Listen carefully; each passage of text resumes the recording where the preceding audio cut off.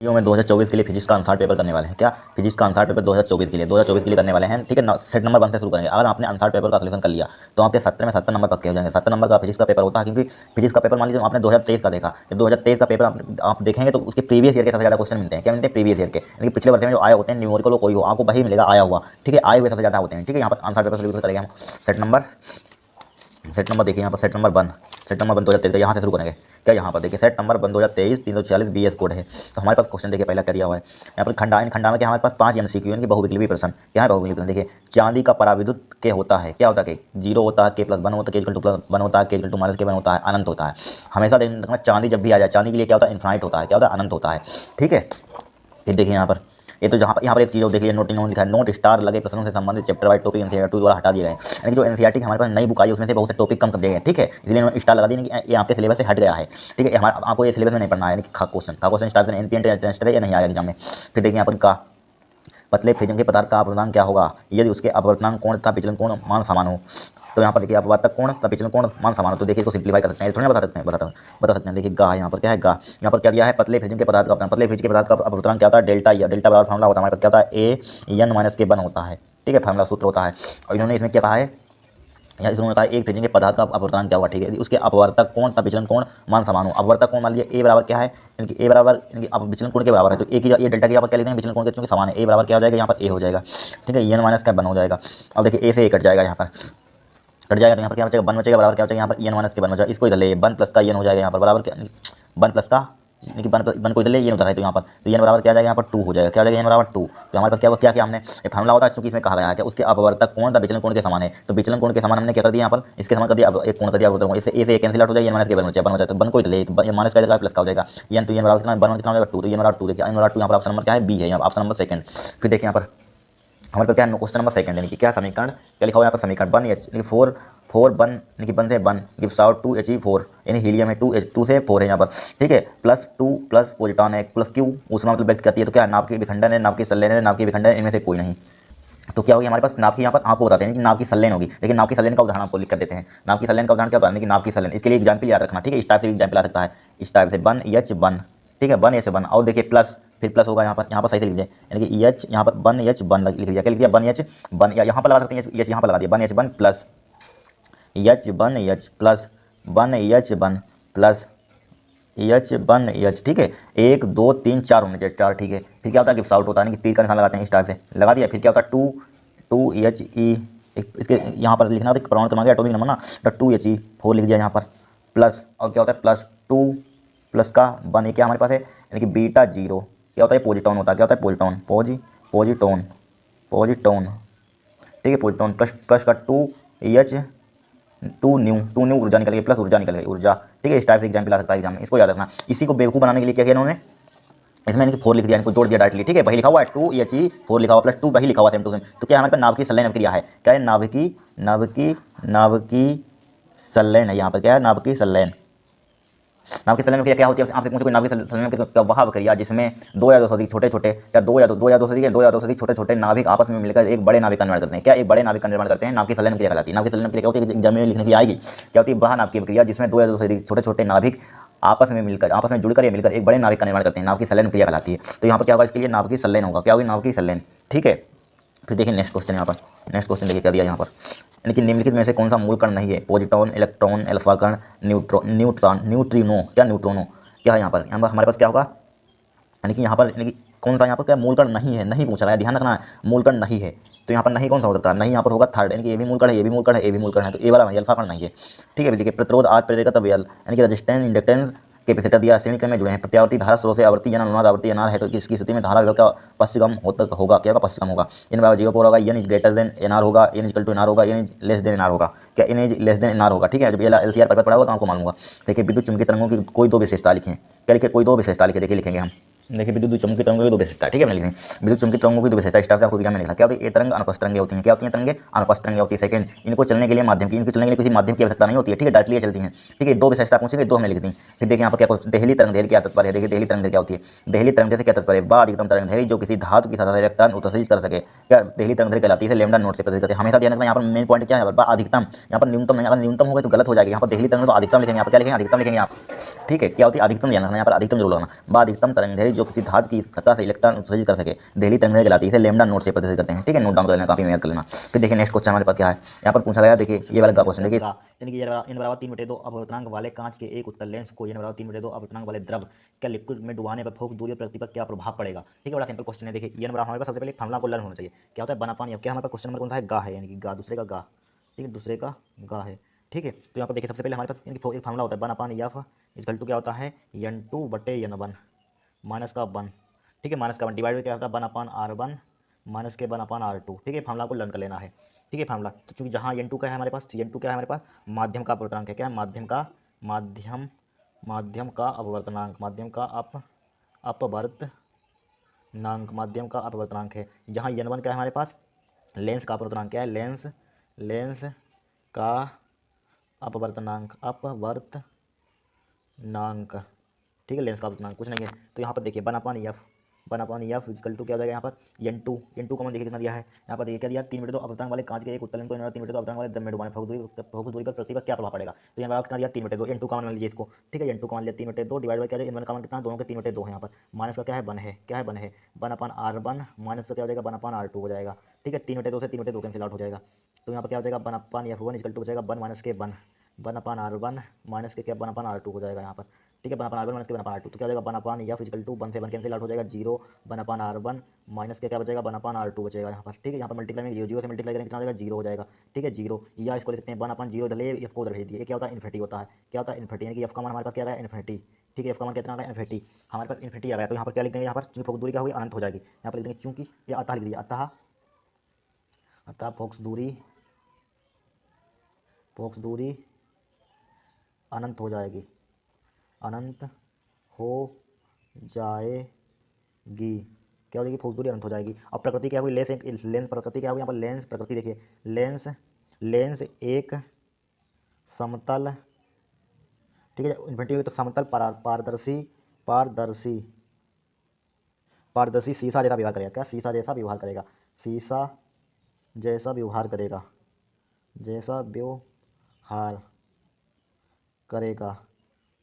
ठीक है, शीशा जैसा व्यवहार करेगा। स्टार से क्वेश्चन था, कुछ नहीं था, फॉर्मूला आपको लर्न कर लेना था। और पुट दिया, पुट कीजिए, वैल्यू काटिए, यहाँ पर हो जाएगा, या इन्फिनिटी हो जाएगा, ताली देना था, फोकस दूरी अनंत हो जाएगी, लेंस एक समतल पारदर्शी शीशा जैसा व्यवहार करेगा। अब देखिए क्वेश्चन नंबर हमारे पास क्या है, यानी कि देखिए स्टार लगाओ, एक ट्रांजिस्टर की धारा लाभ से क्या आप करिए, एक काट दिएगा क्वेश्चन सिलेबस है आपके। फिर देखिए n14 दिया है कि नाटन का प्रमाण क्रम इतना नाभिक पर कूलम आवेश के आणविक द्रव्यमान नाभिक कूलम से आवेश की गणना कीजिए। इस पर आवेश की गणना करना है। यहाँ पर समझिए, यहाँ पर सबसे पहले हमारे पास क्या दिया, यहाँ पर क्वेश्चन नंबर क्या हमारे पास इंपॉर्टेंट है यहाँ पर। ठीक है, डायरेक्टली नहीं पूछा गया एग्जाम में, थोड़ा सा घुमाकर पूछा गया है, आवेश ही ज्ञात करना है। ठीक है, तो यहाँ पर देखिए 7n14, ठीक है 7n14 दिया है। अब देखिए यहाँ पर प्रोटॉन यहाँ पर कितने हैं, यहाँ पर प्रोटॉन देखिए कितने हैं, यहाँ पर प्रोटॉन कितने हैं, यहाँ पर यानी कि n4 नंबर ऑफ प्रोटॉन यहाँ पर कितने हैं 7 हैं, कितने हैं 7 हैं। ठीक है, हमारे पास इलेक्ट्रॉन यानी कि इलेक्ट्रॉन पर आवेश कितना होता है 1.6 मल्टीप्लाई 10⁻19 होता है। ठीक है, 19 कूलम होता है। हमें आवेश ज्ञात करना है, क्या करना है, आवेश ज्ञात करना है। इसके लिए फॉर्मूला हमारे पास क्या होता है, क्यू बराबर क्या होता है हमारे पास, क्यू बराबर क्या होता है एन ई होता है। क्या होता है, क्यू बराबर एन ई। तो क्यू बराबर एन का मान कितना दिया यहाँ पर, यानी कि नंबर ऑफ प्रोटॉन, यानी कि 7 यही ले लेंगे यहाँ पर 7 मल्टीप्लाई ई का मान देखिए कितना था इलेक्ट्रॉन 1.6 मल्टीप्लाई 10⁻19 16 सत्ते कितना होता है 112 होता है। कितना होता है 112 मल्टीप्लाई 10⁻19 हो गया यहाँ पर। क्या होगा 19 हो गया, यहाँ पर क्या होगा 19 हो गया, 112 10⁻19। अब पॉइंट यहाँ पर कितने बाद एक के बाद है, कितने के बाद एक के बाद। ठीक है, इसका यानी कि आवेश है, आवेश का मतलब क्या होता है कूलम होता है। क्या होता है कूलम, एक क्या होगा हमारा आंसर होगा यहाँ पर, क्या होगा आंसर होगा। ठीक है, स्टार क्वेश्चन को सोल्व करना है। फिर देखिए नेक्स्ट क्वेश्चन, एक हेनरी स्वप्रेरकत्व की परिभाषित कीजिए। यानी स्वप्रेरकत्व की परिभाषा, हेनरी का स्वप्रेरकत्व की यूनिट क्या होती है, हेनरी होता है, इसलिए पूछा गया स्वप्रेरकत्व को परिभाषित कीजिए। तो परिभाषा इसकी डायरेक्टली लिखनी है। तो देखिए स्वप्रेरकत्व की परिभाषा क्या होती है, लिखी हुई हमने लिख दी है। क्या होती है स्वप्रेरकत्व की परिभाषा, कि जब किसी कुंडली में धारा प्रवाहित की जाती है तो उसके चारों चुंबकीय क्षेत्र उत्पन्न हो जाता है। जब किसी कुंडली में धारा प्रवाहित करते हैं तो उसके चारों क्या हो जाता है यहाँ पर क्या हो जाती है, चारों चुंबकीय क्षेत्र उत्पन्न हो जाता है। इस स्थिति में कुंडली में समृद्ध चुंबकीय फ्लक्स कुंडली में प्रवाहित धारा के समानुपाती होता है। क्या होता है समानुपाती, बड़ा सिंपल परिभाषा है। क्या, जब किसी कुंडली को रखे तो उसके चारों के चुंबकीय क्षेत्र उत्पन्न हो जाएगा। क्या होता है चुंबकीय क्षेत्र उत्पन्न हो जाएगा, इस स्थिति में कुंडली में समृद्ध चुंबकीय फ्लक्स कुंडली में प्रवाहित विद्युत धारा के समानुपाती होता है। क्या होता है समानुपाती होता है। ठीक है, क्या होती है हमारे पास स्वप्रेरकत्व की डेफिनेशन होती है, इस टाइप से लिखेंगे यहाँ पर। फिर देखिए नेक्स्ट क्वेश्चन देखिए यहाँ पर क्या देखेंगे। ठीक है, परिभाषा याद करना, छोटी छोटी है। फिर देखिए यहाँ पर 45 इलेक्ट्रॉन वोल्ट ऊर्जा का इलेक्ट्रॉन 9×10⁻5 वेबर प्रति मीटर स्क्वायर तीव्रता के चुंबकीय क्या लिखा हुआ, चुंबकीय क्षेत्र में वृत्ताकार मार्ग में चक्कर लगा रहा है। वृत्ताकार मार्ग की त्रिज्या ज्ञात कीजिए। क्या ज्ञात कीजिए, त्रिज्या ज्ञात कीजिए। दो नंबर के क्वेश्चन थे, एक पहले एक नंबर के, दो नंबर के थे। ठीक है, तो यहाँ पर देखिए क्या पूछा गया, वृत्ताकार मार्ग की त्रिज्या ज्ञात कीजिए। बड़ा सिंपल क्वेश्चन है, कुछ नहीं यहाँ पर। तो यहाँ पर सबसे पहले हमें दिया गया है, यहाँ पर क्या दिया, यहाँ पर हमें दिया है, देखिए क्या दिया यहाँ पर। क्वेश्चन नंबर हमारे पास क्या है, दूसरे खंड हमारे पास क्या है, खंड है हमारे पास सा। क्या है, सा है, ठीक है, सा। और इसमें देखिए थर्ड का क्वेश्चन नंबर क्या हमारे पास, थर्ड का क्वेश्चन है यहाँ पर, क्या थर्ड का क्वेश्चन देखिए दिया है यहाँ पर। सबसे पहले क्या दिया है यहाँ पर, दिया है क्या दी गई है, 45 इलेक्ट्रॉन वोल्ट ऊर्जा, यानी कि ऊर्जा मतलब K4, के से लिख लीजिए ऊर्जा है यहाँ पर, क्या है के मोल काइनेटिक एनर्जी मान लीजिए, काइनेटिक एनर्जी कितनी दी गई, 45 इलेक्ट्रॉन वोल्ट दी गई है, ठीक है, 45 इलेक्ट्रॉन वोल्ट। एक इलेक्ट्रॉन 9 × 10⁻⁵ बेबर प्रति मीटर इसका चुंबकीय क्षेत्र, यानी कि बी का मान दे दिया गया यहाँ पर, किसका मान दे दिया गया है, बी बराबर हमें कितना दिया है यहाँ पर, 9 × 10⁻⁵ बेबर प्रति मीटर स्क्वायर, ठीक है, बेबर प्रति मीटर स्क्वायर। तीव्रता के चुंबकीय क्षेत्र में वृत्ताकार मार्ग में चक्कर लगा रहा है, क्या लगा रहा है, मार्ग में चक्कर लगा रहा है, वृत्ताकार मार्ग की त्रिज्या ज्ञात कीजिए, यानी कि रेडियस ज्ञात करनी है वृत्ताकार मार्ग की, ठीक है। तो इसको लिख लीजिए। अब हमारे पास चूंकि हमारे पास एक इलेक्ट्रॉन वोल्ट यहाँ पर के बराबर दिया है हमें, के बराबर कितना दिया है, 45 इलेक्ट्रॉन वोल्ट। इसको किस में चेंज कर देंगे हम, यानी कि इसको एक इलेक्ट्रॉन वोल्ट में कितने जूल ऊर्जा होती है, इसको जूल में चेंज कर दिए। जूल हम जानते हैं, यानी कि ऊर्जा का मतलब, ऊर्जा का मतलब क्या होता है, जूल होता है। तो 45 मल्टीप्लाई 1.6 × 10⁻, 1 इलेक्ट्रॉन वोल्ट में ना 1.6 × 10⁻⁻19 जूल ऊर्जा होती है, कितनी इतनी ऊर्जा जूल होती है। अब काइनेटिक एनर्जी का फार्मूला क्या होता है, 1/2 mb स्क्वायर, क्या हो जाएगा, 45 मल्टीप्लाई 1.6 × 10⁻⁻19 हो जाएगा यहाँ पर, क्या हो जाएगा, 19 हो जाएगा। हमें चूंकि हम जानते हैं यहाँ पर पूछा गया इलेक्ट्रॉन का द्रव्यमान कितना होता है, क्या होता है, इलेक्ट्रॉन के लिए द्रव्यमान है, तो इलेक्ट्रॉन का द्रव्यमान कितना होता है, छोड़िए इसको, इसकी मल्टीप्लाई करके कीजिए, तो mb स्क्वायर हो जाएगा, इक्वल टू क्या हो जाएगा, 45 मल्टीप्लाई 1.6 × 10⁻⁻19 गुणे 2 की उधर मल्टीप्लाई कर दिया, ऊपर हो गई, ठीक है, ऊपर हो गई। हमें चूंकि बी का मान निकालना है यहाँ पर, बी स्क्वायर, तो यहाँ पर क्या आ जाएगा, 45 गुणे 1.6 गुणे 10⁻⁻19 गुणे 2 आ गया यहाँ पर, डिवाइडेड बाई यम हो जाएगा, यम मतलब नीचे आ जाएगा, यम आ गया यहाँ पर। और यहाँ पर इसका इलेक्ट्रॉन का द्रव्यमान कितना होता है,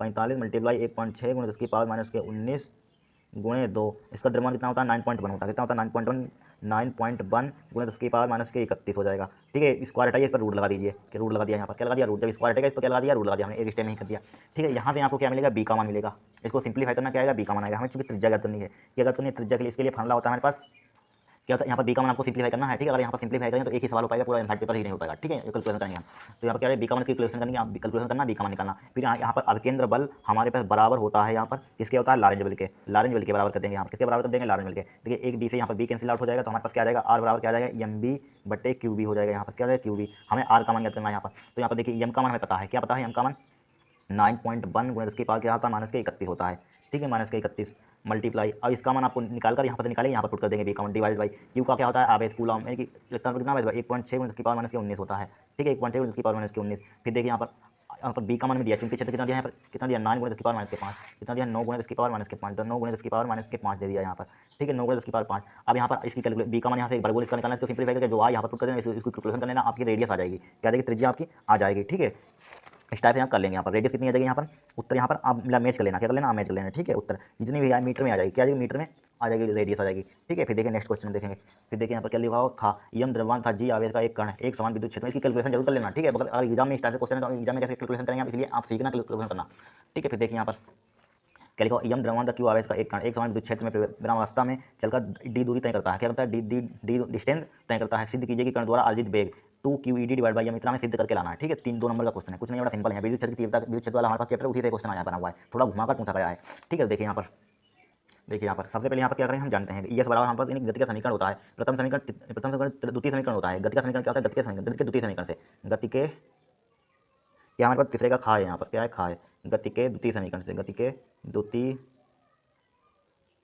समीकरण से। या यहाँ पर देखिए क्या लिखा हुआ है, यानी कि यम द्रव्यमान क्यू आवेश का कण एक समान विद्युत क्षेत्र में विरामावस्था में चलकर डी दूरी तय करता है, क्या करता है, डी दूरी तय करता है। एक कण मान लीजिए इस टाइप से विद्युत क्षेत्र होगा, इस टाइप से यहाँ पर इस टाइप से विद्युत क्षेत्र होगा, आपको समझाने के लिए, ठीक है। एक कण क्या है यहाँ पर, एक कण यहाँ पर क्या लिखा, यम द्रव्यमान क्यू आवेश का एक कण एक समान विद्युत क्षेत्र में विरामावस्था में चलकर डी दूरी तय करता है, ठीक है। डी दूरी क्या करता है, तय करता है, एक कण यहाँ पर इस टाइप से होगा, ठीक है। इसका भार क्या होगा, mg होगा, क्या होगा, भार mg होगा। यहाँ पर u बराबर क्या हो जाएगा, 0 हो जाएगा, ठीक है, विरामावस्था में। क्या एक चल यहाँ पर क्या लिखा हुआ है, विरामावस्था। क्वेश्चन समझिए, यहाँ पर क्लास 11 में फिजिक्स पढ़ी हुई तो आपको कोई दिक्कत नहीं होगी, ठीक है। विरामावस्था मतलब क्या होता है, u बराबर 0 होता है, क्या होता है, u बराबर, यानी इनिशियल वेलोसिटी, यानी प्रारंभिक वेग क्या होता है, 0 होता है, ठीक है। क्या होता है, प्रारंभिक वेग 0 होता है, ठीक है। इस तरह से क्या हमारे पास विद्युत क्षेत्र है, यहाँ पर क्या है, विद्युत क्षेत्र है, ठीक है। तो गति के द्वितीय समीकरण क्या होता है, एस बराबर क्या होता है, यूटी यही होता है, द्वितीय समीकरण द्वितीय होता है, यूटी हाफ एटी स्क्वायर, क्या होता है, हाफ एटी स्क्वायर, ठीक है। जो भी हो प्रथम द्वितीय हमने लिख दिया गति के द्वितीय समीकरण से, इस बराबर क्या होता है, यूटी हाफ एटी स्क्वायर, ठीक है। अब देखिए यहाँ पर, ठीक है, यही दूसरा समीकरण, इस बराबर क्या होता है, यूटी हाफ एटी स्क्वायर होता है। अब देखिए यहाँ पर चूंकि यू क्या है, चूंकि यहाँ पर क्या लिखा हुआ है, विरामावस्था लिखा हुआ है, विरामावस्था में क्या होता है, यू बराबर 0 होता है, तो u बराबर 0 यहाँ पर है, तो ये क्या हो जाएगा, 0 हो जाएगा। तो एस बराबर क्या हो जाएगा, यहाँ पर u 0 मल्टीप्लाई टी हो जाएगा, यहाँ पर प्लस 1/2 हो जाएगा, यहाँ पर क्या हो जाएगा, 1/2, क्या हो जाएगा, 1/2। यहाँ पर क्या है, a लिखा हुआ है, a t टी स्क्वायर हो जाएगा यहाँ पर। इसका मान क्या होगा जीरो, इसकी जीरो की मल्टीप्लाई करते हैं क्या हो जाएगा जीरो हो जाएगा। तो यस बराबर हमारे पास क्या आ जाएगा 1/2 हो जाएगा ए टी स्क्वायर हो जाएगा यहाँ पर क्या हो जाएगा ए टी स्क्वायर हो जाएगा। क्योंकि हमें यहाँ पर डिस्टेंस कही डी इनकी चलकर दूरी तय डी तय करता है। यहाँ पर यस लिखा होता है तो इनकी यस लिखा है, यहाँ पर चलकर दूरी इसका विस्थापन कितना होता है डी होता है। तो यहाँ पर डी इसके यहाँ पर क्या लिख देंगे डी लिख देंगे, ठीक है डी लिख दिया यहाँ पर 1/2 हो जाएगा ए टी स्क्वायर हो जाएगा यहाँ पर। हमें मान यहाँ पर किसका निकालना है, यहाँ पर एक टी का मान लिए मान निकाल लीजिए यहाँ पर टी, तो इसके दो की इधर मल्टीप्लाई कर दिया 2d हो जाएगा इक्वल टू क्या हो जाएगा ए टी स्क्वायर हो जाएगा यहाँ पर क्या हो जाएगा ए टी स्क्वायर हो जाएगा यहाँ पर। तो या यहाँ पर लिखिए या यहाँ पर टी स्क्वायर क्या हो जाएगा यहाँ पर टी स्क्वायर हो जाएगा 2d अपन ए हो जाएगा यहाँ पर क्या हो जाएगा ए। तो यहाँ पर क्या आ जाएगा टी का मान क्या आ जाएगा यहाँ पर 2d बटे ए, इस पर स्क्वायर उधर ले जाएंगे क्या हो जाएगा अंडर रूट हो जाएगा। यहाँ पर टी का मान आ गया हमारे पास, इसको डाल दीजिए इक्वेशन फर्स्ट। यानी कि टी का मान भी पूछ सकता है, इतना भी सिद्ध करने के लिए एग्जाम में आ सकता है, टी का मान इतना सिद्ध कीजिए, इसको ध्यान रखना ठीक है, इतना भी सिद्ध करने के लिए आ सकता है 2d अपन ए। और यहाँ पर हमसे क्या पूछा आज बेग पूछा, यहाँ पर हमें भी पूछा जा सकता है ठीक है। अब हम जानते हैं एफ बराबर हमारे पास क्या होता है, एफ बराबर होता है फॉर्मूला विद्युत क्षेत्र की तीव्रता में पड़ा हुआ क्यू ई होता है, क्या होता है क्यू ई ठीक है। हम जानते हैं न्यूटन के गति का द्वितीय नियम क्लास 11 में पढ़ा हुआ गति के नियम, न्यूटन गति का द्वितीय नियम क्या होता है, क्या होता है ई में होता है, क्या होता है ई में होता है बराबर क्या हो जाएगा क्यू ई हो जाएगा ठीक है, क्या हो जाएगा क्यू ई हो जाएगा ठीक है। हमें यहाँ पर ए का मान निकालना है, क्या निकालना है के ई हो जाएगा यहाँ पर क्या हो जाएगा के, यहाँ पर क्या हो जाएगा क्यू ई डिवाइड बाई क्या हो जाएगा यहाँ पर एम हो जाएगा, यहाँ पर क्या हो जाएगा एम हो जाएगा क्यू डिवाइड बाई एम। अब देखिए ए का मान है यहाँ पर समीकरण एक में रख दीजिए, तो ए का मान समीकरण एक में रखने पर यहाँ पर लिख दीजिए ए का मान समीकरण एक में रखने पर, ए का मान समीकरण एक में रखने पर, समीकरण एक में रखने पर एक का मान समीकरण एक में रखने पर, समीकरण एक क्या हमारे पास यहाँ पर है, तो यहाँ पर पुट कीजिए एक का मान समीकरण एक में रखने पर। तो टी बराबर हमारे पास क्या आ जाएगा यहाँ पर टी बराबर आ जाएगा 2d, यहाँ पर पुट कीजिए एम क्या हो जाएगा यहाँ पर एम पहुँच जाएगा ऊपर लिख लीजिए 2d, इसका मान क्या है क्यू ई अपन क्या है एम है, अंडर रूट है यहाँ पर क्या है अंडर रूट, तो क्या हो जाएगा 2d अपन क्या हो जाएगा क्यू ई हो जाएगा यहाँ पर, क्या हो जाएगा यहाँ पर 2d अपन क्यू ई हो जाएगा यहाँ पर ठीक है क्यू ई। अब देखिए यहाँ पर एम को उधर भेज दिया ऊपर पहुँच जाएगा एम, इस पर क्या हो जाएगा under root 2d M divide by क्या होगा क्यू ई हो गया। अब गति का प्रथम समीकरण इसको डाल दीजिए इक्वेशन सेकंड डाल दीजिए, ये यहाँ पर लिख दीजिए एक बार टी बराबर क्या आ गया हमारे पास 2d एम डिवाइड बाई क्या हो जाएगा क्यू ई हो जाएगा यहाँ पर ठीक है क्यू ई, इसको डाल दिया इक्वेशन सेकंड, क्या डाल दिया इक्वेशन सेकंड डाल दिया। अब देखिए गति के प्रथम समीकरण से, गति का प्रथम समीकरण क्या होता है डी बराबर क्या होता है यू प्लस ए टी, क्या होता है यू प्लस ए टी, इसका मान क्या हो जाएगा जीरो हो जाएगा क्योंकि हमारे पास क्या है यू का मान क्या है जीरो है, क्योंकि यू बराबर क्या है जीरो है, तो यहाँ पर क्या हो जाएगा जीरो, बी बराबर क्या हो जाएगा ए टी हो जाएगा यहाँ पर क्या हो जाएगा ए टी हो जाएगा ठीक है। अब देखिए थोड़ा समझना यहाँ पर बी बराबर ए का मान देखिए ऊपर दिया गया है, ए का मान कहाँ पर निकाला था हमने ए निकाला था, ए का मान क्यू ई अपन एम, ए का मान क्या निकाला क्यू ई अपन एम ठीक है। तो यहाँ पर पुट कर दीजिए क्या पुट कर दिया क्यू ई अपन एम पुट कर दिया, टी का मान देखिए ये है क्या ए क्या है 2d एम डिवाइड बाई क्या है क्यू ई है यहाँ पर।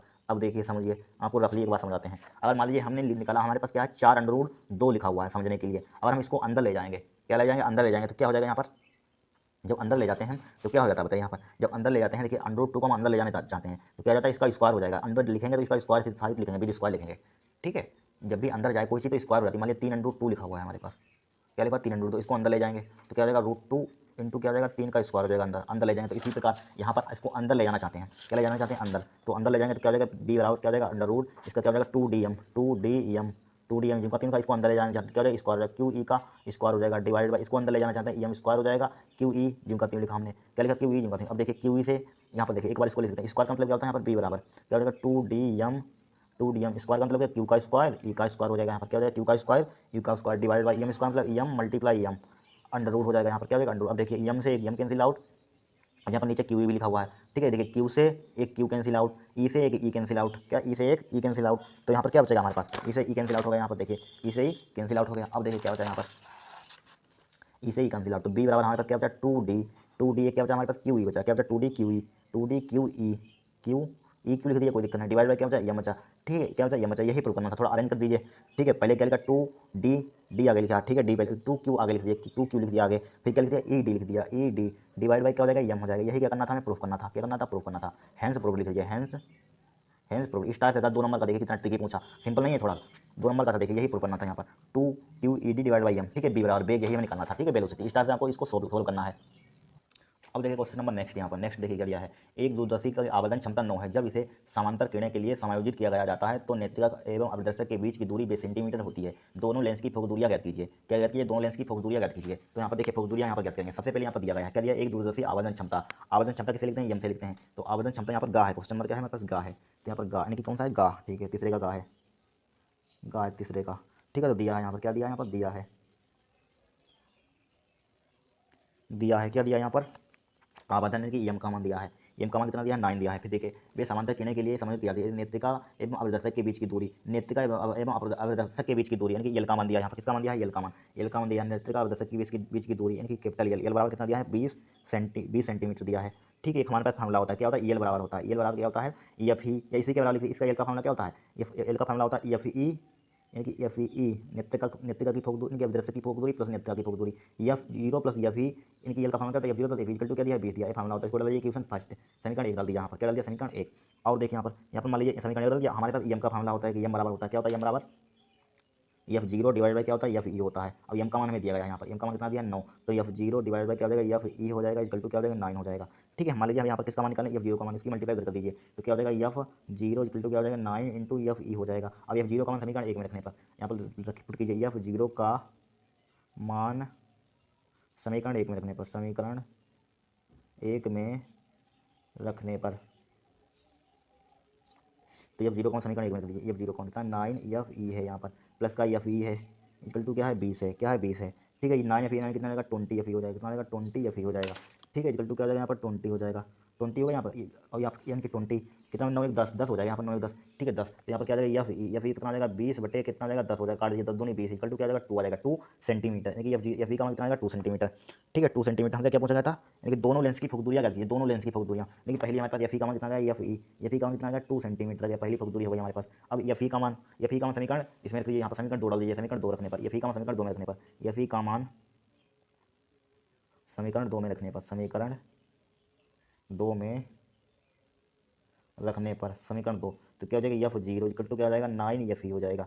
ठीक है, तो यहाँ पर देखिए, यहाँ पर क्या हो जाएगा, F0 इक्वल टू 9 मल्टीप्लाई, इसका मान कितना आया, 2 आया, तो कितना आ जाएगा यहाँ पर, F0 का मान कितना आ जाएगा, F0 का मान कितना आ जाएगा हमारे पास, यहाँ पर इसकी मल्टीप्लाई कीजिए, 9 दूनी कितना हो जाएगा, 18 हो जाएगा, कितना हो जाएगा यहाँ पर, 9 दूनी 18, तो 18 सेंटीमीटर आ जाएगा, यहाँ पर क्या आ जाएगा, 18 सेंटीमीटर आ जाएगा। ठीक है, इस टाइप से क्वेश्चन को हमें सोल्व करना है, यानी कि दूसरा आंसर भी आ गया हमारे पास, यही फोक दूरियाँ पूछिए, पहला आंसर है, पहला आंसर है, दूसरा आंसर।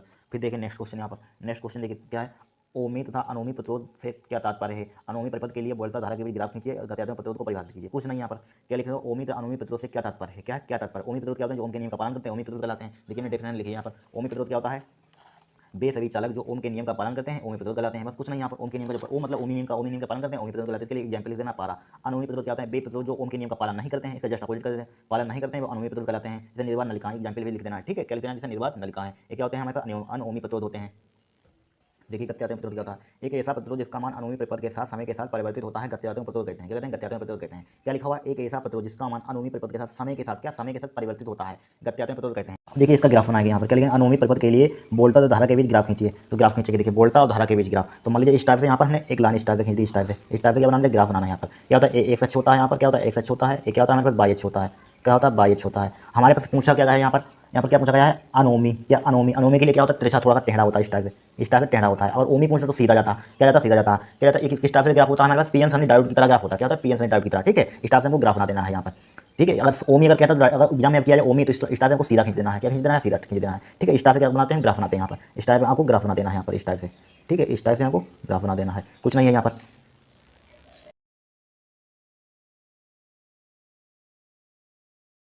वीडियो में क्लास 12 फिजिक्स अनसार्ड पेपर का सलूशन करने वाले हैं। देखिए पार्ट 1 हम सोल्व कर चुके हैं, अब पार्ट 2 देखें, यानी खंड 7 तक हम क्वेश्चन सोल्व कर चुके थे। अब यहाँ से क्वेश्चन नंबर 4 से शुरू करेंगे, यानी खंड दा। तो यहाँ पर हमारे पास पहले क्वेश्चन आया है, यानी परमाणु क्रमांक एवं द्रव्यमान संख्या के आधार पर, क्या परमाणु क्रमांक एवं द्रव्यमान संख्या के आधार पर नाभिक का वर्गीकरण कीजिए तथा परिभाषित कीजिए। यानी कि नाभिक के वर्गीकरण कीजिए, उसको डेफिनेशन लिखिए, यानी कि परिभाषा लिखनी है। बड़ा सिंपल है, 3 नंबर का क्वेश्चन आया था। कितने नंबर का था, 3 नंबर का, सबसे सिंपल था। देखिए यहाँ पर तो हमारे पास पहले नाभिक का वर्गीकरण देखिए, नाभिक का वर्गीकरण क्या है, ये नाभिक का वर्गीकरण है, नाभिक का वर्गीकरण यही पूछा गया था, नाभिक का वर्गीकरण कीजिए, यही लिखा हुआ है क्वेश्चन में। नाभिक का कहाँ गया, इनकी नाभिक का परमाणु क्रमांक के द्रव्यमान संख्या के आधार पर नाभिक का वर्गीकरण कीजिए, ठीक है। नाभिक का वर्गीकरण, नाभिक को निम्नलिखित वर्गों में बांटा गया, उसकी परिभाषा भी लिखनी है, ठीक है। ये तो यहाँ पर देखिए पहले हमारे पास क्या होता है नाभिकरण, पहला क्या होता है, समस्थानिक होता है। क्या होता है ना, समस्थानिक। समस्थानिक का मतलब क्या होता है, समस्थानिक जिनके परमाणु क्रमांक समान हो। समस्थानिक का मतलब आपसे पूछो कोई, समस्थानिक का मतलब जिसके परमाणु क्रमांक समान हो, ठीक है। समस्थानिक की परिभाषा लिखनी है, परिभाषा देखिए क्या, ऐसे तत्व जिनके परमाणु क्रमांक समान हो लेकिन परमाणु भार भिन्न भिन्न हो, यानी कि भिन्न परमाणु भार भिन्न अलग अलग, या भिन्न भिन्न, एक चीज़ लिखिए, अलग अलग हों, अलग अलग लिख दीजिए यहाँ पर, क्या लिख लीजिए, अलग अलग हों, परमाणु भार क्या हों, अलग अलग हों, अलग अलग हों, समस्थानिक कहलाते हैं। समस्थानिक क्या है, जिस समस्थानिक, समस्थानिक जिनके परमाणु क्रमांक समान लेकिन परमाणु भार क्या हो, अलग अलग हो, क्या हो, परमाणु भार अलग अलग हो, समस्थानिक कहलाते हैं। देखिए यहाँ पर हाइड्रोजन के 3 समस्थानिक है, देखिए 1H1 1D2 1T3, इसको क्या कहते हैं, इसको क्या कहते हैं, इसको कहते हैं कि 1H1 है, यहाँ पर क्या है 1H1 है, ठीक है 1H1। आपने क्लास 11 में पढ़ा होगा हाइड्रोजन के 3 समस्थानिक होते हैं, क्या होते हैं, इसको क्या बोलते हैं, प्रोटियम बोलते हैं, क्या बोलते हैं, प्रोटियम, प्रोटियम। इसको क्या बोलते हैं, ड्यूटीरियम, क्या बोलते हैं, ड्यूटीरियम, ड्यूटीरियम,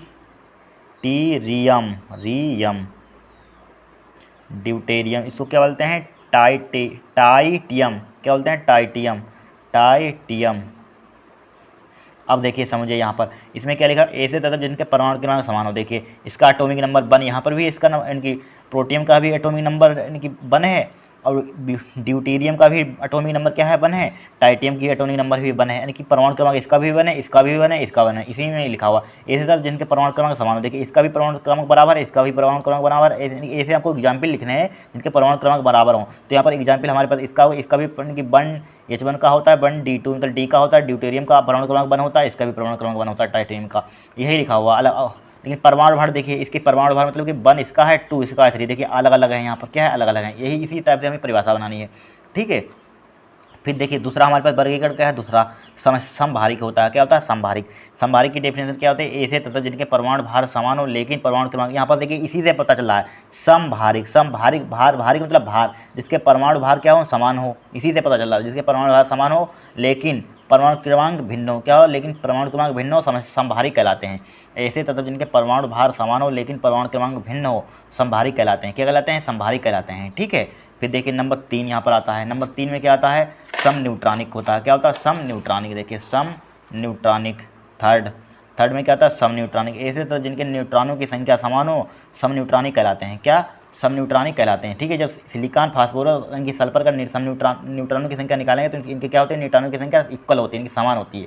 सम न्यूट्रॉनिक क्या होते हैं हमारे पास, ऐसे तत्व जिनके न्यूट्रॉनों की संख्या समान हो सम न्यूट्रॉनिक कहलाते हैं, क्या कहलाते हैं, सम न्यूट्रॉनिक कहलाते हैं। इसके लिए आपको एग्जाम्पल लिख देना है, सिलिकॉन का, फास्फोरस का, सल्फर का, ठीक है। इस टाइप से इसका वर्गीकरण करना था। एक एक नंबर की तीनों परिभाषा थी, एक नंबर की ये थी, एक नंबर की है, एक नंबर की डायरेक्टली परिभाषा पूछी जाती है। संभारिक इनके संभारिक समस्थानिक संभारिक की परिभाषा लिखी, इस टाइप से भी आ सकता है, सम न्यूट्रॉनिक की परिभाषा लिखी है, ठीक है। इनके शॉर्ट क्वेश्चन में एक नंबर में इस टाइप से भी आया था क्वेश्चन। अब इस बार आया था नाभिक का वर्गीकरण, यही वर्गीकरण होता है। निम्नलिखित नाभिक को निम्नलिखित वर्गों में बांटा गया, यानी समस्थानिक में बांटा गया, संभारिक में बांटा गया, सम न्यूट्रॉनिक होता है। चूंकि इसको क्वेश्चन में बोला इसकी परिभाषा भी लिखी, इसकी परिभाषा भी हमने लिखी थी, इसकी भी परिभाषा लिखी थी, इसकी भी परिभाषा लिखी थी, इसकी भी परिभाषा लिखी थी, बड़ा सिंपल है, ठीक है।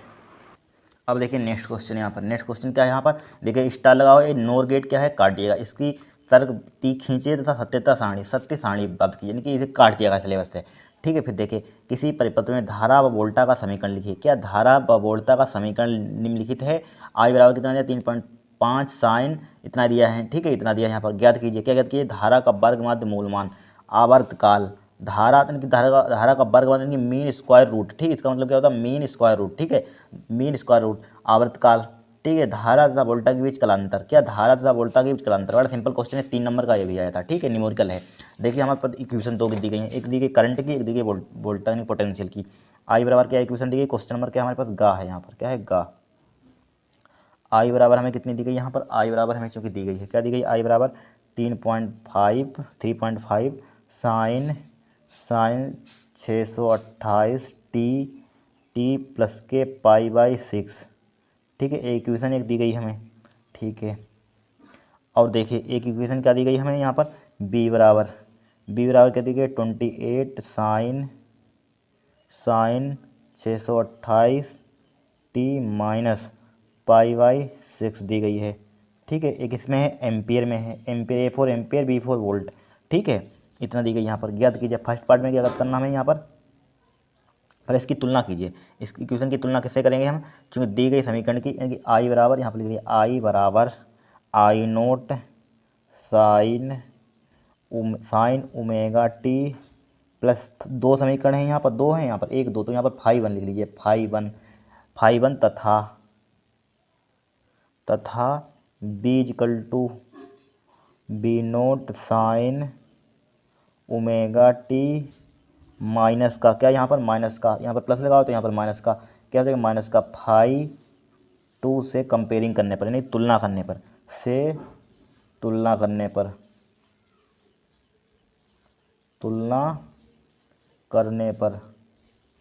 ठीक है, तुलना इसकी कर दीजिए, तुलना करने पर तुलना करेंगे यहाँ पर। तो यहाँ पर देखिए यहाँ पर क्या लिखा हुआ है, इसमें क्या लिखा हुआ आई नोट का मान कितना है यहाँ पर 3.5। यहाँ पर बी नोट है, बी नोट का मान कितना है 28, कितना है 28, यहाँ पर लिख लीजिए। इसकी तुलना आई नोट का मान यहाँ पर कितना है, आई नोट का मान 3.5 है, यहाँ पर कितना है 3.5 है, ठीक है। और बी नोट का मान कितना है यहाँ पर 28 है, कितना है 28 है। आई नोट का मान 3.5 है, बी नोट का मान कितना है 28 है। किसका मान है, बी नोट का मान, ठीक है। ये लिख लीजिए सही से, यहाँ पर लिख लीजिए बी नोट का मान कितना है 28 है, ठीक है 28 है। और देखिए यहाँ पर 5 का मान, इसको 5 का मान यहाँ पर कितना है 5 का मान इसके जस्ट सामने देखिए इस इक्वेशन में कितना है पाई/6 है, कितना है पाई/6 है। 5 का मान देखिए 5 का मान कितना यहाँ पर है, कितना है 5 का मान यहाँ पर माइनस है, यहाँ पर माइनस है, ठीक है, बराबर पाई/6 है, कितना है पाई/6 है, यहाँ पर भी कितना है पाई/6 है, ठीक है। 5 का मान कितना है यहाँ पर पाई/6, देख लीजिए यहाँ पर पाई/6 ही दिया गया है, ठीक है। और देखिए यहाँ पर पाई/6 है यहाँ पर। फिर देखिए हम फिर और देखिए इनकी ओमेगा टी, यहाँ पर भी ओमेगा टी, इसमें क्या है ओमेगा टी, ओमेगा की वैल्यू कितनी है 628। ओमेगा का मान कितना है, दोनों में इक्वल है ओमेगा का मान, क्या है ओमेगा का मान, इसमें भी 628 इसमें भी 628, दोनों में बराबर, तो एक बार लिख लीजिए 628 लिख लिया। क्या लिख दिया 628। फर्स्ट पार्ट हमसे क्या पूछा गया यहाँ पर, फर्स्ट पार्ट पूछा गया हमसे, क्या पूछा गया फर्स्ट पार्ट में पूछा गया है धारा का वर्ग माध्य मूल मान, धारा का पूछा गया है, ठीक, करंट का। तो यहाँ पर लिखेंगे धारा का वर्ग माध्य मूल मान, वर्ग माध्य मूल मान। इसके लिए क्या फार्मूला होता है, आई वर्ग माध्य नहीं रूट, यानी कि RMS लिख दिया, रूट मीन स्क्वायर, ठीक है, रूट मीन स्क्वायर। धारा का वर्ग माध्य मूल क्या होता है, रूट मीन स्क्वायर। इसका फार्मूला क्या होता है, आई नोट डिवाइडेड बाई क्या होता है, √2 होता है, क्या होता है √2 होता है। आई नोट का मान देखिए कितना दिया है, आई नोट का मान दिया 3.5, यानी कि 3.5 दिया है, डिवाइड बाई √2 का मान कितना होता है, 1.414 होता है। जब इसको आप डिवाइड करेंगे यहाँ पर 14 से भाग करना, 14 कितना होता है 14 से भाग कीजिए, इसको पॉइंट को भूल जाइए, इसको छोड़ दीजिए, इसको भी हम ऐसे डायरेक्टली यहाँ पर देखिए 14 से भाग करेंगे, यहाँ पर बता रहे भाग करना, 14 तो 28 हो जाएगा, यहाँ पर 28 और 2 30, 7 बच गए, कितने बजे 70 हो गए, 14 पंचे 56, 14 पंचे 70, 14 पंचे 70, कितने बचे यहाँ पर 7 बच गए, 14 पंचे 70। तो यहाँ पर पॉइंट 2.467 आएगा, ठीक है। जब इसको डिवाइड करेंगे, ठीक है, तो कितना आएगा 2.47। इसका मतलब आइए इनके एम्पियर आएगा, क्या आएगा एम्पियर, ये क्या होगा हमारा आंसर होगा, ठीक है, क्या होगा आंसर होगा। देखिए 14 से क्या 14 2 28, 2 बार पर गया 28 और 2 30, यानी कि 7 बच गए 70, यानी कि लगभग 2 तो पहले आएगा ही, इसको भाग करेंगे तो इतना ही आ जाएगा, ठीक है, 2.47 एम्पियर। आप भाग कर लेना। फिर क्या पूछा गया सेकंड पार्ट में, यहाँ पर सेकंड पार्ट में पूछा गया आवर्तकाल टाइम पीरियड, यानी कि आवर्तकाल। सेकंड पार्ट में क्या पूछा गया है, धारा का वर्ग माध्य मूल मान, ठीक है, मूल मान हो गया। अब यहाँ पर पूछा गया है धारा का वर्ग माध्य मूल मान हो गया। सेकंड पार्ट में देखिए आवर्तकाल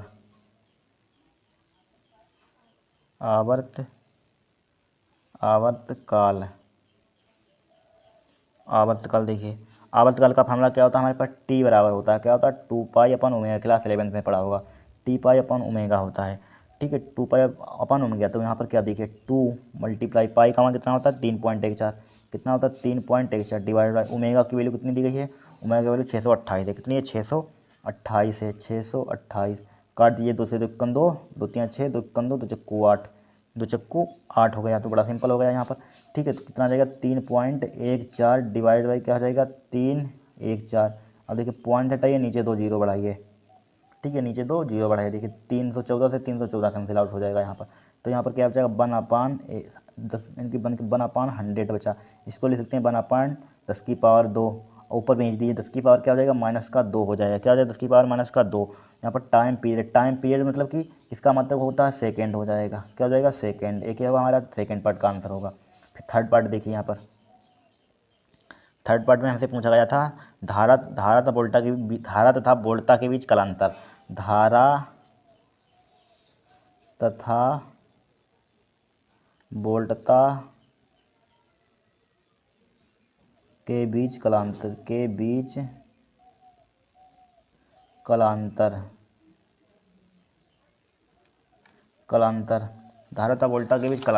के स्टार से निकालते हैं यानी कि फाई से लिखते हैं, कालांतर को कैसे लिखते हैं, फाई वन, तो फाई वन माइनस का क्या हो जाएगा यहाँ पर, फाई टू हो जाएगा, यहाँ पर क्या हो जाएगा, फाई वन माइनस के फाई टू।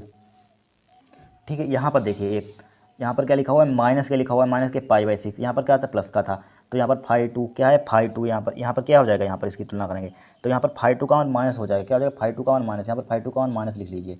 ठीक है, माइनस का हो जाएगा, यहाँ पर जब भी माइनस था तो माइनस लिख लेना।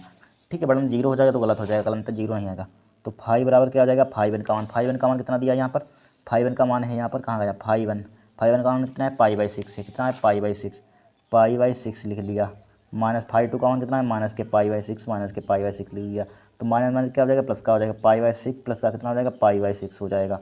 ठीक है, पाई बाई सिक्स हो गया। अब देखिए फाइव बराबर इसका एलसीएम कितना हो जाएगा, सिक्स है, पाई पाई कितना हो जाएगा, टू पाई हो जाएगा, काट दिया, टू बन जाएगा, टू टू टू थ्री जा सिक्स हो जाएगा, तो कितना आ जाएगा, पाई बाई थ्री आ जाएगा, कालांतर कितना आ जाएगा हमारे पास, पाई बाई थ्री। क्या होगा हमारे पास, थर्ड आंसर होगा। इस टाइप से क्वेश्चन को सोल्व करना है। ठीक है, क्या करना है, सोल्व करना है। फिर नेक्स्ट क्वेश्चन देखिए, यहाँ पर देखिए गा का पार्ट क्या है, गामा किरणों के चार प्रमुख गुण लिखिए।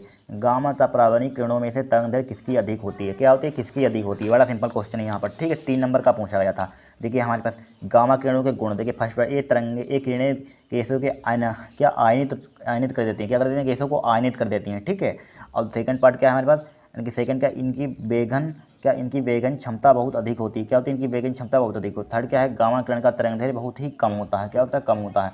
चौथा क्या है, गामा किरण विद्युत चुम्बकीय तरंग होता है, क्या होता है, गामा किरण क्या होता है, विद्युत चुम्बकीय तरंग होती है, ये होती है लिख सकते हैं, विद्युत चुम्बकीय तरंग होती है। ठीक है, क्या होती है यहाँ पर।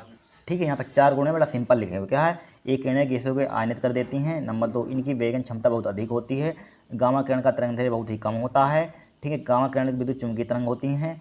यानी कि फिर देखिए, फिर सेकंड पार्ट में हमसे क्या पूछा गया यहाँ पर, यानी कि गामा परावर्तनिक किरणों में से तरंगदैर्घ्य किसकी अधिक होती है। देखिए गामा किरण की तरंगदैर्घ्य से परावैगनी किरण की तरंगदैर्घ्य सबसे अधिक, गामा से क्या होती है, परावैगनी तरंगदैर्घ्य सबसे अधिक होती है। ठीक है, ध्यान रखना है, फिर पूछा जा सकता है क्या गामा किरण की तरंगदैर्घ्य से परावैगनी किरण की तरंगदैर्घ्य सबसे अधिक होती है। ठीक है, फिर देखिए नेक्स्ट क्वेश्चन यहाँ पर क्या, एक काट दिया गया, यहाँ पर देखिए स्टार लगा हुआ है। ठीक है, उन्होंने बता दिया। फिर देखिए एक 5वें का देखिए यहाँ पर एक न्यूमेरिकल दिया है, क्राउन कांच से समावतल लेंस बनाना है, क्या समावतल लेंस बनाना है, लेंस के पृष्ठों की त्रिज्या कितनी रखी जाए। ये पूछा लेंस की पृष्ठों की त्रिज्या कितनी रखी जाए, लेंस की क्षमता माइनस के 2.5 डायप्टर हो जाए, क्राउन का कांच का अपवर्तनांक 1.65। 3 नंबर का थोड़ा सा क्वेश्चन ट्रिकी थोड़ा सा है। ठीक है, जरा सिंपल नहीं है क्वेश्चन ये। ठीक है, जब 2-4 बार लगाएंगे तभी समझ में आएगा। क्या लिखा हो, क्राउन कांच के, पहली बार क्वेश्चन आया, क्राउन के कांच से समावर्तन लेंस बनाना है, लेंस के पृष्ठों की त्रिज्याएं कितनी रखी जाए कि लेंस की क्षमता माइनस के 2.5 डायप्टर हो जाए, क्राउन कांच का अपवर्तनांक 1.65 है। देखिए यहाँ पर क्या, इस न्यूमेरिकल को सोल्व करेंगे। यहाँ पर देखिए, यहाँ पर चित्र भी इसका बना सकते हैं। क्या लिखा हुआ, क्राउन कांच से समावर्तन लेंस बनाना है। ठीक है, मान लीजिए हम इस टाइप से यहाँ पर इसका एक चित्र इस टाइप से मान लीजिए बना दिया, इस टाइप से हमने एज्यूम कर लिया। ठीक, कुछ भी बना सकते हैं यहाँ पर। इस टाइप से क्या बना दिया हमने, इसका फिगर बना दिया यहाँ पर। ठीक है, इस टाइप से यहाँ पर एक रेखा डाल दीजिए, लाइन यहाँ पर क्या डाल दीजिए, लाइन डाल दीजिए। ठीक है, यहाँ पर लेंस बनाना है। इधर की त्रिज्या क्या होती है, यहाँ पर इधर की त्रिज्या क्या होती है, पॉजिटिव होती है। जब इस टाइप से नंबर लाइन बनाते हैं, इधर की क्या होती है, मान पॉजिटिव होते हैं, इधर नेगेटिव होते हैं, तो इधर की रेडियस क्या होगी हमारे पास, नेगेटिव होगी। क्या होगी, माइनस के नेगेटिव होगी, क्या होगी, माइनस के नेगेटिव होगी। R1 तो इसको मान लेंगे R1, क्या मान लेंगे, R1 का मान क्या मान लेंगे, माइनस के R, और यहाँ पर तो इसको क्या मान लेंगे हम, R2 मान लेंगे। यहाँ पर क्या मान लेंगे, बराबर R2 का मान कितना है, R है हमारे पास, क्या है, प्लस का R है, किसका है, प्लस का R है। ठीक है, प्लस का R है। फिर देखिए यहाँ पर सबसे पहले यहाँ पर क्वेश्चन पढ़िए, क्वेश्चन जरूर पढ़िए। ठीक है, समतल बना, लेंस की पृष्ठों की त्रिज्या कितनी रखी जाए, यानी कि पृष्ठों की त्रिज्या है कितनी रखी जाए। ठीक है, कितनी हो सकती है, लेंस की क्षमता कितनी है, माइनस के 2.5 डायप्टर हो जाए, लेंस की क्षमता कितनी है, 2.5 डायप्टर हो जाए। तो सबसे पहले हमारे पास क्या होता है, फार्मूला होता है। ठीक है, 1/F होता है, क्या होता है, 1/F, इसको याद कर लेना। 1/, सूत्र होता है, क्या होता है, 1/F इक्वल टू क्या होता है, n माइनस के 1 होता है, 1/R1 होता है, माइनस का 1/R2 होता है। ठीक है, 1/R2 होता है। सही से आपने फिजिक्स पढ़ी तभी इसको लगा सकते हैं, वरना नहीं लगा पाएंगे। ठीक है, 1/F इक्वल टू क्या है, माइनस के 1/R1 माइनस के 1/R2 होता है। ठीक है, फिर देखिए चूँकि एक और हमारे पास फार्मूला होता है, क्या होता है, यानी कि P बराबर होता है, P बराबर क्या होता है, 1/F होता है। अब 1/F की जगह पर क्या पुट कर दीजिए, P पुट कर दीजिए, यहाँ पर P पुट कर दिया हमने, तो क्या हो जाएगा, n माइनस के 1 हो जाएगा, यहाँ पर कितना हो जाएगा, 1/R1 हो जाएगा, माइनस का कितना हो जाएगा, 1/R2 हो जाएगा। ठीक है, कितना हो जाएगा, माइनस के 1/R2 हो जाएगा। ठीक है, अब देखिए P का मान दिया है माइनस के 2.5 डायप्टर। ठीक है, लेंस की क्षमता है, लेंस की क्षमता का मतलब क्या होता है, डायप्टर होता है। माइनस का कितना दिया है, 2.5 दिया है। तो माइनस का 2.5 लिख लीजिए यहाँ पर, क्या लिख लीजिए माइनस का 2.5, माइनस के 2.5 लिख लिया हमने इजकल टू। फिर देखिए इन्होंने अपवर्तनांक दे दिया यहाँ पर, क्या दिया है क्राउन का कांच का अपवर्तनांक कितना दिया है, एन बराबर कितना दे दिया यहाँ पर, एन बराबर दिया 1.65 दे दिया है, ठीक है 1.65। तो यहाँ पर पुट कर दिया 1.65 माइनस का क्या हो जाएगा 1 हो जाएगा, ठीक है तो बड़ा सिंपल क्वेश्चन, थोड़ा आपको समझना है यहाँ पर, ठीक है 1.65 माइनस के 1 अपन R1 माइनस के 1 अपन R2। देखिए R1 का मान कितना है माइनस के R है, कितना है माइनस के R, तो यहाँ पर 1 R1 का मान कितना है माइनस के R है, यहाँ पर माइनस के R माइनस 1/R2, R2 मान प्लस का R है, कितना है माइनस के प्लस का 1/R है, तो प्लस का लिख दिया 1/R, ठीक है। तो माइनस का 2.5 हो जाएगा यहाँ पर, क्या हो जाएगा माइनस के 2.5, 1.65 में से माइनस के 1 घटाइए, क्या घटाइए माइनस का 1 घटाइए, तो क्या हो जाएगा यहाँ पर 1 घटाएंगे यहाँ पर 0.65 आ जाएगा, कितना आ जाएगा 0.65 आ गया यहाँ पर, कितना आ गया 0.1/R कितना होता है माइनस के 2/R हो जाएगा, कितना हो जाएगा मल्टीप्लाई माइनस के 2/R हो जाएगा यहाँ पर, क्या हो जाएगा माइनस के 2/R। अब देखिए माइनस से माइनस कैंसिल आउट हो जाएगा यहाँ पर, क्या हो जाएगा माइनस से माइनस कैंसिल आउट हो जाएगा। अब देखिए इसकी मल्टीप्लाई कर दीजिए, इसमें क्या कर दीजिए इसकी मल्टीप्लाई, कितना हो जाएगा 5 दूनी 10 का 0 हो जाएगा, 6 दूनी 12 13 हो जाएगा, 2.5 इक्वल टू 5 दूनी 10 का 0, 6 दूनी 12 1 12 1 13 हो जाएगा, पॉइंट कितने का 2 के लगा दिया, पॉइंट लगा दिया, डिवाइड बाई क्या हो जाएगा R हो जाएगा पॉइंट। अब इसको 0 को हटा दीजिए तो कितना हो जाएगा 1.3 डिवाइड बाई क्या हो जाएगा यहाँ पर R हो जाएगा, यहाँ पर क्या हो जाएगा R हो जाएगा, ठीक है। हमें R का मान निकालना है, यहाँ पर क्या हो गया हमारे पास 2.5 इक्वल टू क्या हो गया 1.3 डिवाइड बाई क्या हो जाएगा R हो जाएगा यहाँ पर, ठीक है R हो गया। अब देखिए R को ऊपर ले आइए, R वाला क्या हो जाएगा 1.3 डिवाइड बाई क्या हो जाएगा 2.5 हो जाएगा, कितना हो जाएगा 2.5 हो जाएगा, ठीक है। अब देखिए आपका पॉइंट से पॉइंट हट जाएगा, यहाँ पर 13 बटे कितना आ जाएगा 25 आ जाएगा, कितना आ जाएगा 25। जब इसको डिवाइड करेंगे यहाँ पर कितना आ जाएगा R बराबर आ जाएगा हमारे पास 0.52 आ जाएगा, 125 पंचे 125 25 छक्का 150, 25 पंचे 125 होता है यहाँ पर, क्या होता है यहाँ पर देखिए भाग कीजिए, भाग नहीं कर पाएंगे 25 से जब भाग करेंगे 0.52 आ जाएगा, ठीक है 0.5 देखिए दिखा देते हैं भाग करके, 25 से भाग करना है 1 3 में, ठीक है। यहाँ पर देखिए 25 यहाँ पर 0 लगाइए, यहाँ पर एक 0 बढ़ाइए, 0 13, ठीक है 13 आ गया यहाँ पर, या यहाँ पर 13 यहाँ पर 0 लगा दिया अपने आप, ठीक है। यहाँ पर या यहाँ पर डायरेक्टली 13 0 लगा सकते हैं, यहाँ पर क्या लगा सकते हैं डायरेक्टली, यहाँ पर 0 लगाया फिर यहाँ पर 0, तो यहाँ पर क्या होगा पॉइंट लगाया, यहाँ पर क्या लगाया पॉइंट लगा के क्या बढ़ा दिया एक 0 बढ़ा दिया, ठीक है। यहाँ पर 13 पहले 0 बार डाला, चूँकि यहाँ पर A बड़ा है तो इसलिए क्या पड़ता है जो 0 बार पड़ता है, तो यहाँ पर क्या पॉइंट लगाया 0 बढ़ा दिया। अब 25 पंचे 125 होता है, कितना होता है 125, 130 में 125 से कितना बचेगा 5 बचेगा, कितना बचेगा 5 बचेगा, ठीक है 5 बचा। अब पॉइंट लगा 50 बड़ा, 25 दूना 50 हो जाएगा, 50 हो गया, तो इसीलिए 0.52 आ गया, ठीक है। R का मान कितना आ गया हमारे पास 0.52, किस में आएगा हमारे पास, किस में आएगा मीटर में आएगा, किस में आएगा मीटर में, ठीक है। इसको सेंटीमीटर में कन्वर्ट कर दीजिए, सेंटीमीटर कन्वर्ट करने 100 से मल्टीप्लाई कर दीजिए, 0.52 मल्टीप्लाई 1 मीटर में कितने तो 100 सेंटीमीटर होते हैं, 100 क्या हो गया सेंटीमीटर में कन्वर्ट हो गया, तो R बराबर कितना हो जाएगा यहाँ पर 52 सेंटीमीटर हो जाएगा, यानी कि R का मान आ गया कितना 52 सेंटीमीटर, ठीक है। इसे ये भी उत्तर माला में दिया हो सकता है, ये भी दिया हो सकता है, आप यहीं पे छोड़ सकते हैं कोई दिक्कत नहीं। और हमें चूँकि दोनों त्रिज्या ज्ञात कीजिए, क्या पूछा गया था यानी क्राउन के लेंथ के पृष्ठों की त्रिज्याएँ कितनी रखी है, तो R1 का मान यहाँ पर क्या हो जाएगा, यहाँ पर माइनस के क्या हो जाएगा माइनस के 52 सेंटीमीटर, R1 का मान कितना है अतः त्रिज्याएँ, अतः R1 का मान कितना हो जाएगा यहाँ पर माइनस के 52 सेंटीमीटर, माइनस के 52 क्या हो जाएगा R1 का मान यहाँ पर लीजिए, यहाँ पर अतः R1 का मान कितना हो जाएगा माइनस के 52 सेंटीमीटर, और R2 का मान कितना हो जाएगा प्लस का 52 सेंटीमीटर, कितना हो जाएगा प्लस का, यहाँ पर R2 का मान रख दीजिए यार की जगह पर, प्लस का 52 सेंटीमीटर हो जाएगा, किसका हो जाएगा प्लस का 52 सेंटीमीटर हो जाएगा, ठीक है। इस टाइप से क्वेश्चन को सॉल्व करना था, ये क्या होगा हमारा आंसर होगा। 3 नंबर का आया था, ट्रिक है थोड़ा सा कॉन्सेप्ट आपका क्लियर होना चाहिए, ठीक है। 3 नंबर क्वेश्चन था, कुछ थोड़ी कैलकुलेशन थी, ज़्यादा नहीं कैलकुलेशन, थोड़ा कॉन्सेप्टिवल था, ठीक है। अब देखिए नेक्स्ट क्वेश्चन यहाँ पर एक ट्रांजिस्टर क्या है काट दिया है सिलेबस से। फिर देखिए श्रेणी LCR प्रत्यावर्ती धारा परिपथ के लिए अनुनादी आवृत्ति के लिए सूत्र का निगमन कीजिए, ठीक है। सूत्र का निगमन करना बड़ा सिंपल है। हमारे पास क्वेश्चन श्रेणी LCR प्रत्यावर्ती धारा परिपथ के लिए अनुनादी आवृत्ति के लिए सूत्र का निगमन कीजिए, मोस्ट इंपॉर्टेंट है, ठीक है। इसको कतई रट लेना, ठीक है। बहुत बार रिपीट हुआ है क्वेश्चन, हर साल आता है। LCR पर हर ये न्यूमेरिकल आ जाए, यानी कि ये डेरिवेशन तो बहुत बार आ चुका है, एक बार मिस ही नहीं होता है। तो सबसे पहले हमारे पास क्या एक फिगर बना देंगे, यहाँ पर क्या बना देंगे फिगर।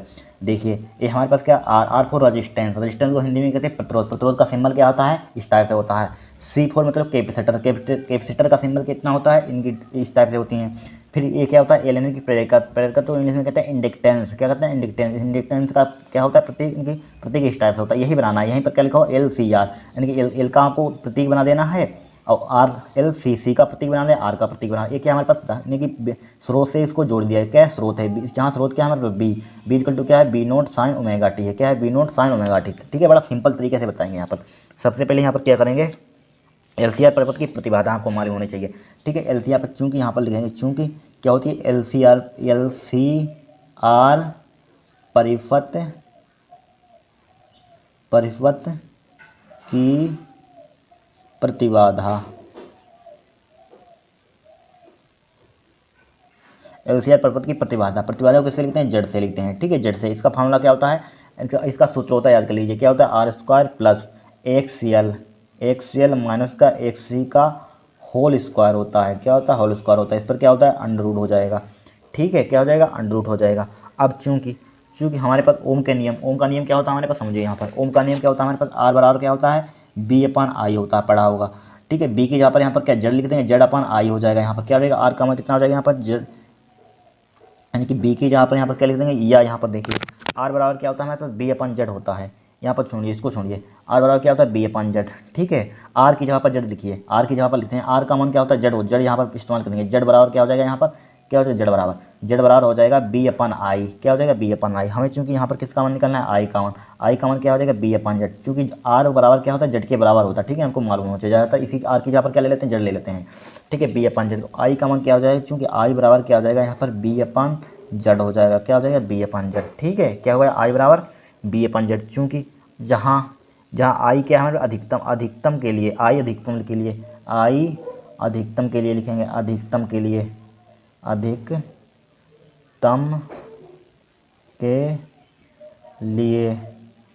आई अधिकतम के लिए, तो जेड क्या हो जाएगा, अधिकतम, और जेड क्या हो जाएगा, मिनिमम हो जाएगा। यानी कि जेड क्या हो जाएगा, मिनिमम। जेड क्या हो जाएगा हमारे पास, मिनिमम हो जाएगा। मिनिमम मतलब कम, न्यूनतम, मिनिमम हो जाएगा। क्या हो जाएगा, मिनिमम हो जाएगा, यानी कि न्यूनतम हो जाएगा। ठीक है, तो जेड न्यूनतम के लिए क्या हो जाएगा, जेड न्यूनतम, यानी कि जेड न्यूनतम इसको बोलते हैं, मिनिमम को कम या न्यूनतम। तो क्या हो जाएगा, जेड न्यूनतम के लिए, जेड न्यूनतम के लिए क्या हो जाएगा, एक सी एल माइनस का एक सी किसके बराबर हो जाएगा, जीरो के बराबर हो जाएगा। ठीक है, क्या हो जाएगा, एक सी एल बराबर किसके हो जाएगा, जीरो के। कुछ नहीं किया, आई अधिकतम के लिए तो जेड क्या होगा, अधिकतम होगा, तो क्या होगा, मिनिमम होगा, न्यूनतम होगा। जेड न्यूनतम के लिए क्या हो जाएगा, इसके जीरो के बराबर लिख देंगे। क्या लिख देंगे, इसको जीरो के बराबर लिख देंगे। ठीक है, तो यहाँ पर क्या हो जाएगा, एक सी एल बराबर हो जाएगा, क्या हो जाएगा, एक सी एल बराबर हो जाएगा एक सी के। क्या हो जाएगा, एक सी एल बराबर क्या हो जाएगा, एक सी के हो जाएगा। क्या हो जाएगा, एक सी एल बराबर किसके हो जाएगा, एक सी के हो जाएगा। ठीक है, अब चूंकि एक सूत्र लिख लीजिए, क्या होता है, सूत्र यहाँ पर इधर लिख दें, सूत्र एक होता है। क्या होता है, सूत्र जरूर आपको याद करने। क्यों याद करने हैं, क्योंकि न्यूमेरिकल भी आते हैं, न्यूमेरिकल सोल्व करने में आपको आसानी होगी। ठीक है, एक सी एल बराबर क्या होता है, एक सी एल बराबर क्या होता है, ओमेगा एल होता है। इसको याद कर लेना, ओमेगा एल। और क्या होता है हमारे पास फार्मूला, एक सी बराबर क्या होता है, धारती प्रतिघात, क्या होता है, धारती प्रतिघात, प्रेरकत्व प्रतिघात। एक सी क्या होता है, बनापान ओमेगा सी होता है। ठीक है, बनापान ओमेगा सी। अब देखिए यहाँ पर हम एक सी एल की जगह पर क्या पुट कर देंगे, ओमेगा एल पुट कर देंगे। यहाँ पर पुट कर दीजिए, ओमेगा एल हो जाएगा इजकल टू एक्स सी की जगह पर क्या हो जाएगा, एक्स सी की जगह पर क्या हो जाएगा, बनापान ओमेगा सी हो जाएगा। बनापान ओमेगा सी पुट कर दिया। ठीक है, क्या पुट कर दिया, बनापान ओमेगा सी पुट कर दिया। ठीक है, अब देखिए यहाँ पर क्या कर सकते हैं, यहाँ पर हम ओमेगा की मल्टीप्लाई इधर कर दीजिए, तो ओमेगा एल मल्टीप्लाई क्या हो गया, ओमेगा हो गया, बराबर क्या हो जाएगा, बनापान सी। ओमेगा की मल्टीप्लाई कीजिए, ओमेगा की मल्टीप्लाई करेंगे कितना हो जाएगा, ओमेगा स्क्वायर हो जाएगा, एल हो जाएगा, बराबर क्या हो जाएगा, बनापान सी हो जाएगा। यहाँ पर मान लीजिए हमें यहाँ पर ओमेगा की मान निकलना है, किसका मान निकलना है, ओमेगा का मान निकलना है, तो क्या हो जाएगा, बनापान एल क्या है, मल्टीप्लाई करनी चाहिए, किसका हो जाएगा, डिवाइड का हो जाएगा, एल सी हो जाएगा, ओमेगा स्क्वायर वाला कितना हो जाएगा, बनापान एल सी हो जाएगा। जब यहाँ पर रूट हटाएंगे तो क्या आ जाएगा, यहाँ पर ओमेगा बराबर स्क्वायर लगाएंगे तो कितना हो जाएगा, बनापान एल सी हो जाएगा, किसका आ जाएगा, अंडर रूट में आ जाएगा। यहाँ पर क्या आ जाएगा, अंडर रूट में। इसका वर्गमूल कितना होता है, यानी कि बन का वर्गमूल बन होता है, एल सी का वर्गमूल नहीं पता होता, इसको रूट में लिख दीजिए। क्या लिख दीजिए, रूट में। बन का रूट कितना होता है, बन होता है, 12 क्लास में पढ़े इतना तो मालूम होगा कितना होता है, बन होता है। ठीक है, इतना आ जाएगा हमारे पास। अब चूँकि एक और आपको फार्मूला याद कर लेना, यहीं पर ले लें। चूँकि हमारे पास फार्मूला क्या होता है, एक ओमेगा बराबर, आपने क्लास 11th में पढ़ा होगा, क्या होता है, 2 पाई एफ होता है। क्या होता है, 2 पाई एफ होता है। ठीक है, एफ बराबर क्या होता है, 2 पाई एफ होता है। एफ जहाँ क्या होती है, आवर्ती होती है। क्या होती है, आवर्ती। ठीक है, 2 पाई एफ अब देखिए यहाँ पर ओमेगा की जगह पर क्या पुट कर देंगे 2 पाई एफ पुट कर देंगे, क्या पुट कर देंगे 2 पाई एफ, 2 पाई एफ पुट कर दिया, क्या पुट कर दिया 2 पाई एफ बराबर क्या हो जाएगा 1/√LC हो जाएगा। ठीक है 1/√LC हो गया 1/√LC। ठीक है 2 पाई एफ इक्वल टू क्या हो गया 1/√LC हो गया। हमें चूंकि यहाँ पर क्वेश्चन में ठीक है हमें चूंकि यहाँ पर क्या निकालना है अनुनादी आवृत्ति के लिए सूत्र का निकाल कीजिए। अनुनादी आवृत्ति मतलब एफ का मान निकालना है, यहाँ पर किसका मान निकालना है एफ का मान क्वेश्चन में कहा गया है। थोड़ा समझिए क्वेश्चन को भी समझिए। एफ बराबर क्या हो जाएगा यहाँ पर एफ बराबर क्या हो जाएगा 1/2 पाई हो जाएगा, क्या हो जाएगा √LC 2 पाई √LC। यही क्या हमें फार्मूला ड्राइव करना है, क्या करना है यही तो ड्राइव करना था फार्मूला हमें। ठीक है यही सिद्ध करना था, यही निकालना था। यह क्या है अनुनादी आवृत्ति है, यही क्या है अनुनादी आवृत्ति, यही अनुनादी आवृत्ति है, अनुनादी आवृत्ति है, क्या है यही अनुनादी आवृत्ति है। ठीक है क्या क्या फिर से समझिए। सबसे पहले आपको एक फिगर बनाना है, यहाँ पर क्या बनाना है चित्र बनाना है, जहाँ आर क्या है रेजिस्टेंस है इंडक्टेंस है। ठीक है यानी कैपेसिटर है इंडक्टेंस है यानी प्रतिरोध संधारित्र क्या है इसको प्रेरक बोलते हैं। इसको स्रोत से जोड़ दिया, स्रोत का में वी हो रहा क्या है V0 sin ओमेगा t। ठीक है इतना चित्र बना देंगे। ठीक है यहाँ पर माना भी लिखते हैं। माना हमारे पास एक परिपथ है जिसका जिसमें एक प्रतिरोध लगा हुआ है, एक संधारित्र लगा हुआ है, एक प्रेरकत्व लगा हुआ है। इसको एक स्रोत से जोड़ देते हैं जिसका मान क्या है B = V0 sin omega t। ठीक है माना भी लिख सकते हैं, आप 12th क्लास में पढ़ने अपने आप से लिख सकते हैं। ठीक है सबसे पहले देखिए हमारे पास पूछा गया श्रेणी LCR परिपथ धारा परिपथ के अनुनादी आवृत्ति के लिए सूत्र का निगमन कीजिए। तो LC परिपथ के लिए प्रतिबाधा का फार्मूला होता है Z बराबर जो LCR परिपथ पढ़ा होगा उसमें आता है फार्मूला। ठीक है ये ड्राइव होता है। Z बराबर क्या होता है root R² plus XL minus के XC का होल स्क्वायर होता है। ठीक है I बराबर क्या होता है B/Z। हमने बताया कहाँ से फार्मूला आया। I अधिकतम लिए कि Z क्या हुआ निम्नतम हो, Z निम्नतम के लिए क्या होता है XL माइनस के XC इक्वल टू क्या होता है 0 के बराबर होता है। किसके बराबर होता है 0 के बराबर। तो XL बराबर XC सूत्र होता है हमारे पास बराबर, उधर इसको उधर ले जाएंगे किसका हो जाएगा प्लस का हो जाएगा, माइनस का हो जाएगा क्या किसका हो गया प्लस का हो गया। XL चूंकि फार्मूला होता है XL बराबर क्या होता है XC के XL बराबर क्या होता है ओमेगा L के, XC क्या होता है जहाँ ओमेगा क्या होता है आवृत्ति कोणीय आवृत्ति बोल सकते हैं। ठीक है कोणीय आवृत्ति। ठीक है ओमेगा ठीक है 1/ओमेगा C इनकी C क्या होता है संधारित्र होता है। ओमेगा बराबर क्या होता है 2 पाई एफ होता है फार्मूला। ठीक है XC का ये फार्मूला होता है।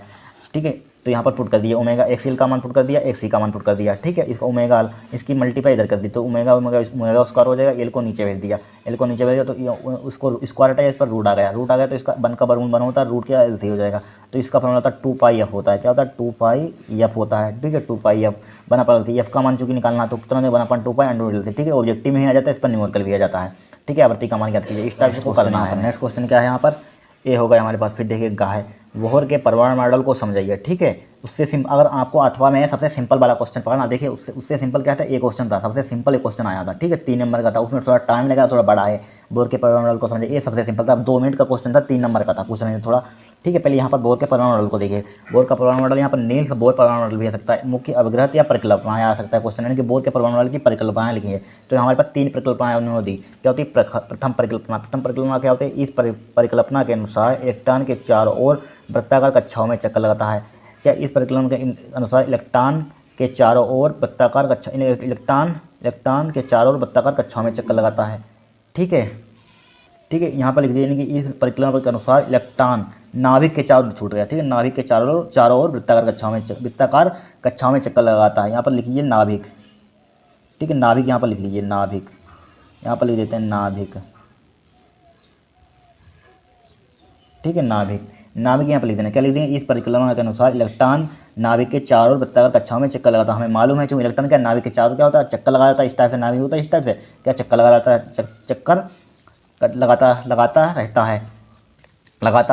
तथा उन्हें आवश्यक अवकेंद्री बल इलेक्ट्रॉन व नाभिक के मध्य लगने वाले विद्युत आकर्षण बल से प्राप्त होता है। देखिए समझिए क्या लिखा हुआ है इस परिकल्पना के अनुसार इलेक्ट्रॉन नाभिक के चारों ओर वृत्ताकार कक्षाओं में चक्कर लगाता है। क्या लगाता है चक्कर लगाता है तथा उन्हें आवश्यक अवकेंद्री बल इलेक्ट्रॉन व नाभिक के मध्य लगने वाले विद्युत आकर्षण बल से प्राप्त होता है। ठीक है फिर समझ गए होगा। यहाँ पर देखिए इसके लिए फार्मूला क्या होता है F/m/b² क्लास 11th में पढ़ चुके हैं। अब कहते हैं सेंट्रीपिटल इसको अवकेंद्री बल को कहते हैं इंग्लिश में सेंट्रीपिटल फोर्स। ये क्या होता है M/b² डिवाइड बाई r होता है। इसको इक्वेशन 5 डाल दीजिए।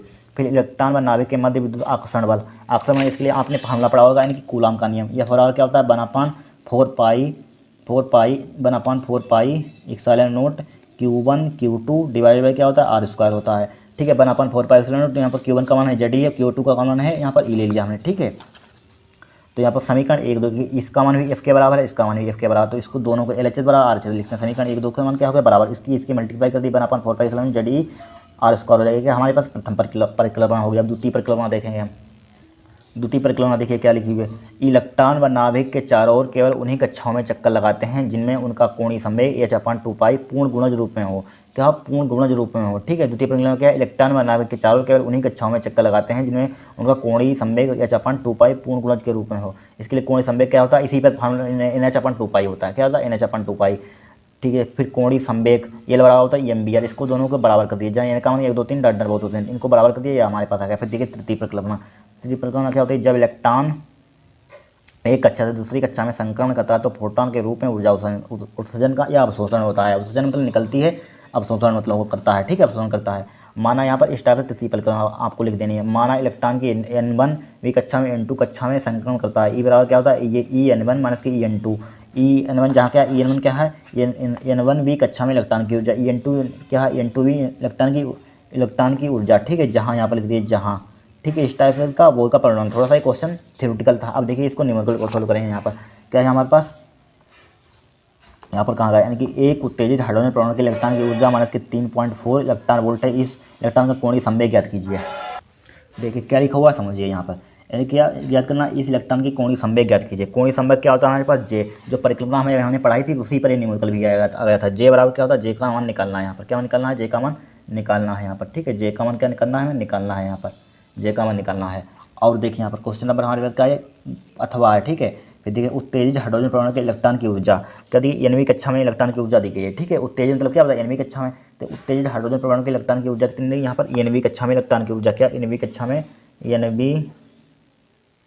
Nवीं कक्षा में इलेक्ट्रॉन की ऊर्जा, इलेक्ट्रॉन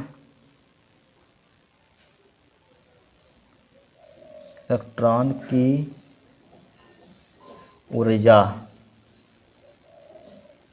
इलेक्ट्रॉन की ऊर्जा क्या होती है, ई बराबर फॉर्मूला होता है, क्या होता है, ई बराबर हमारे पास क्या होता है, माइनस के 13.6 डिवाइड बाई क्या होता है, एन स्क्वायर होता है। ये किस में होती है, इलेक्ट्रॉन वोल्ट में होती है। किस में होती है, इलेक्ट्रॉन वोल्ट में।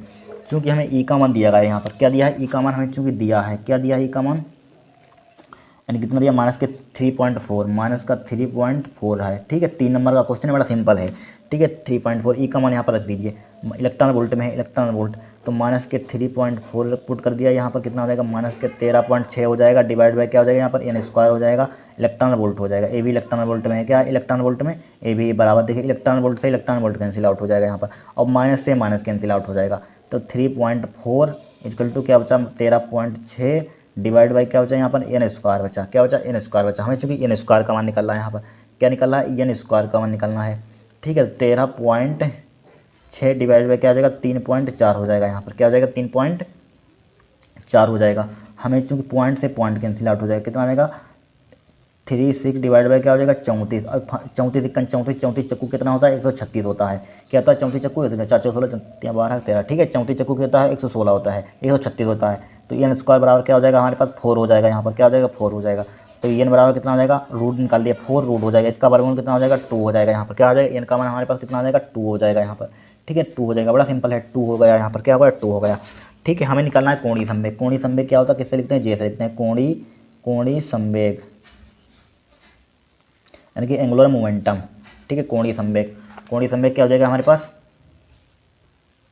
कोणीय संवेग किससे लिखते हैं, जे से लिखते हैं, ठीक है। कोणीय संवेग का फॉर्मूला क्या होता है, NH/2π, बता चुके हैं परिकल्पना में, NH/2π, ठीक है। वैल्यू पुट कीजिए यहाँ पर। इसको किससे लिखते हैं, जे से लिखते हैं। यहाँ पर किससे लिखते हैं, जे से, ठीक है। एन की वैल्यू कितनी निकाली हमने, 2 निकाले, 2 मल्टीप्लाई एच का मान क्या है, प्लांक नेतांक, इसको क्या बोलते हैं, प्लांक नेतांक।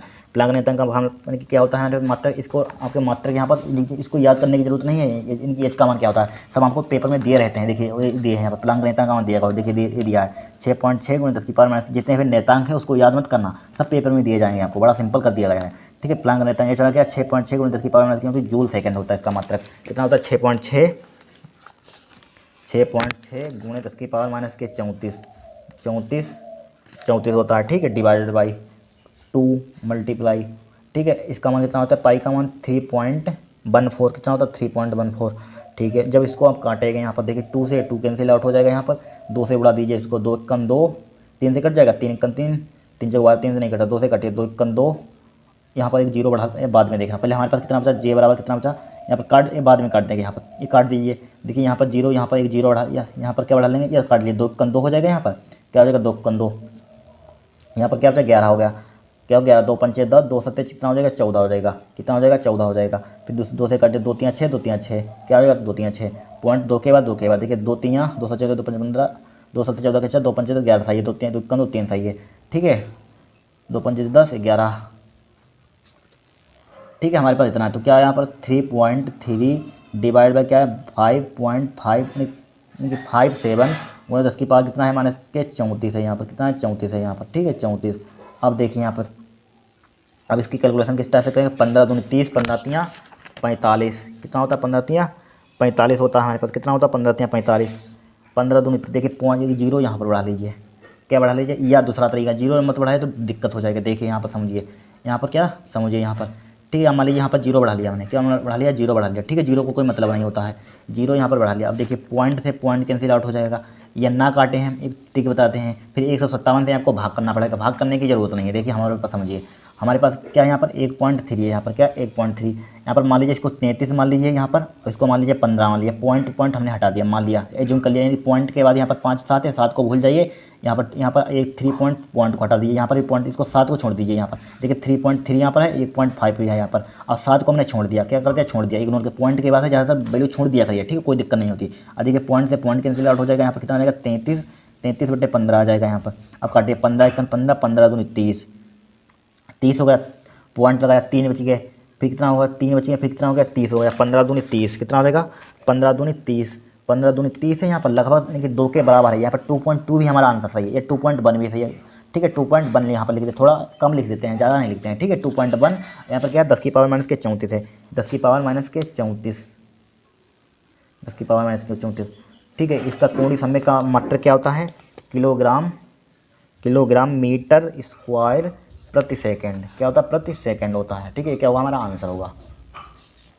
देखिए क्वेश्चन अब हमारे पास क्या है, डा है। ठीक है, 3 नंबर का आया था, फ्रिजिम के पदार्थ का अपवर्तनांक का सूत्र न्यूनतम विचलन कोण व फ्रिजिम के कोण के पदों में ज्ञात कीजिए। क्या, न्यूनतम विचलन कोण व फ्रिजिम के कोण के पदों में ज्ञात कीजिए। ठीक है, फ्रिजिम के कोण, न्यूनतम विचलन कोण मतलब डेल्टा से लिखते हैं, किससे लिखते हैं, डेल्टा से, डेल्टा एम।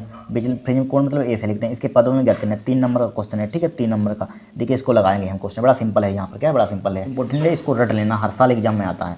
क्या हमारे पास फ्रिजिम के पदार्थ का अपवर्तनांक का सूत्र न्यूनतम विचलन कोण व फ्रिजिम कोण के पदों में ज्ञात कीजिए। क्या, पदों में ज्ञात कीजिए। देखिए सबसे पहले यहाँ पर क्या बनाएंगे, यहाँ पर चित्र बनाएंगे। क्या बनाएंगे, चित्र आपको बना लेना है। ये हमारे पास क्या है, फ्रिजिम है। क्या है हमारे पास, फ्रिजिम है। त्रिभुज की तरीका क्या है हमारे पास, फ्रिजिम है। फिर हमारे पास क्या है यहाँ पर, जहाँ R1 यानी कि I1 क्या होता है हमारे पास, I क्या होता है, आपतन कोण होता है। मालूम होगा, पढ़ चुके हैं क्लास 10th में, बताने की जरूरत नहीं।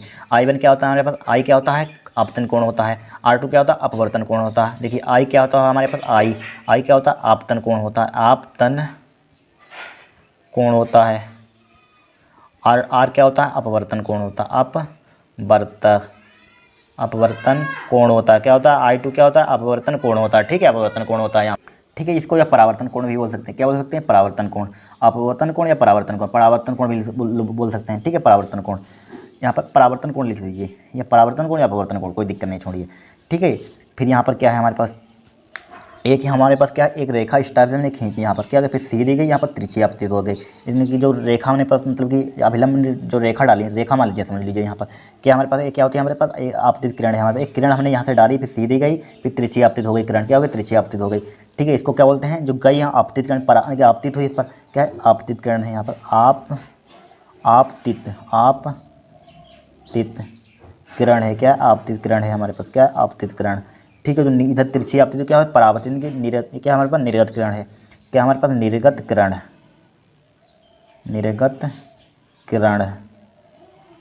ठीक है, क्या हमारे पास, निर्गत किरण है। फिर देखिए ये क्या है हमारे पास, सबसे पहले इधर इसको इस टाइप से खींचा, इस टाइप से, इसको इस टाइप से इधर हो गई, फिर इसको ऊपर की ओर इस टाइप से मिला दिया, इसको ऊपर इस टाइप से मिला दिया। ये जो कोण हमारे पास एंगल बन रहा है, जहाँ पर कटान बिंदु, यहाँ पर डी आएगा, डी के कटान बिंदु, इसका मान क्या होता है, विचलन कोण। इसको क्या कहते हैं, विचलन कोण कहते हैं। क्या कहते हैं, विचलन कोण। ठीक है, क्या कहते हैं, विचलन कोण कहते हैं। फिर देखिए यहाँ पर इसको ए है, यहाँ पर एंगल ए दे दीजिए, यहाँ पर क्या दे दीजिए, एंगल ए दे दिया यहाँ पर। ठीक है, इसको एंगल ई दे दीजिए, यहाँ पर क्या दे दिया, एंगल ई है तो एंगल ई दीजिए। फिर यहाँ पर क्या अभिलंब खींच दिया हमने, इस टाइप से क्या खींच दिया, अभिलंब। ठीक है, अभिलंब मतलब 90 डिग्री का कोण हो। क्या इस टाइप से अवेलेबल खींच दिया। ठीक है, एक कोण आप चित्र बना सकते हैं, इसके नाम दे दिए ए बी सी, इसका नाम दिया क्यू, इसका नाम दिया आर, आप कोई नाम दे सकते हैं यहाँ पर, पी सी कोई भी कहीं भी दे सकते हैं, कोई दिक्कत नहीं होती है। ठीक है, यहाँ पर अब यहाँ पर न्यूनतम विचलन कोण के लिए क्या होता है, I1 का मान I2 के बराबर होता है। उसको छोड़िए, क्या होता है हमारे पास जब न्यूनतम विचलन होता है, क्या होता है न्यूनतम विचलन होता है,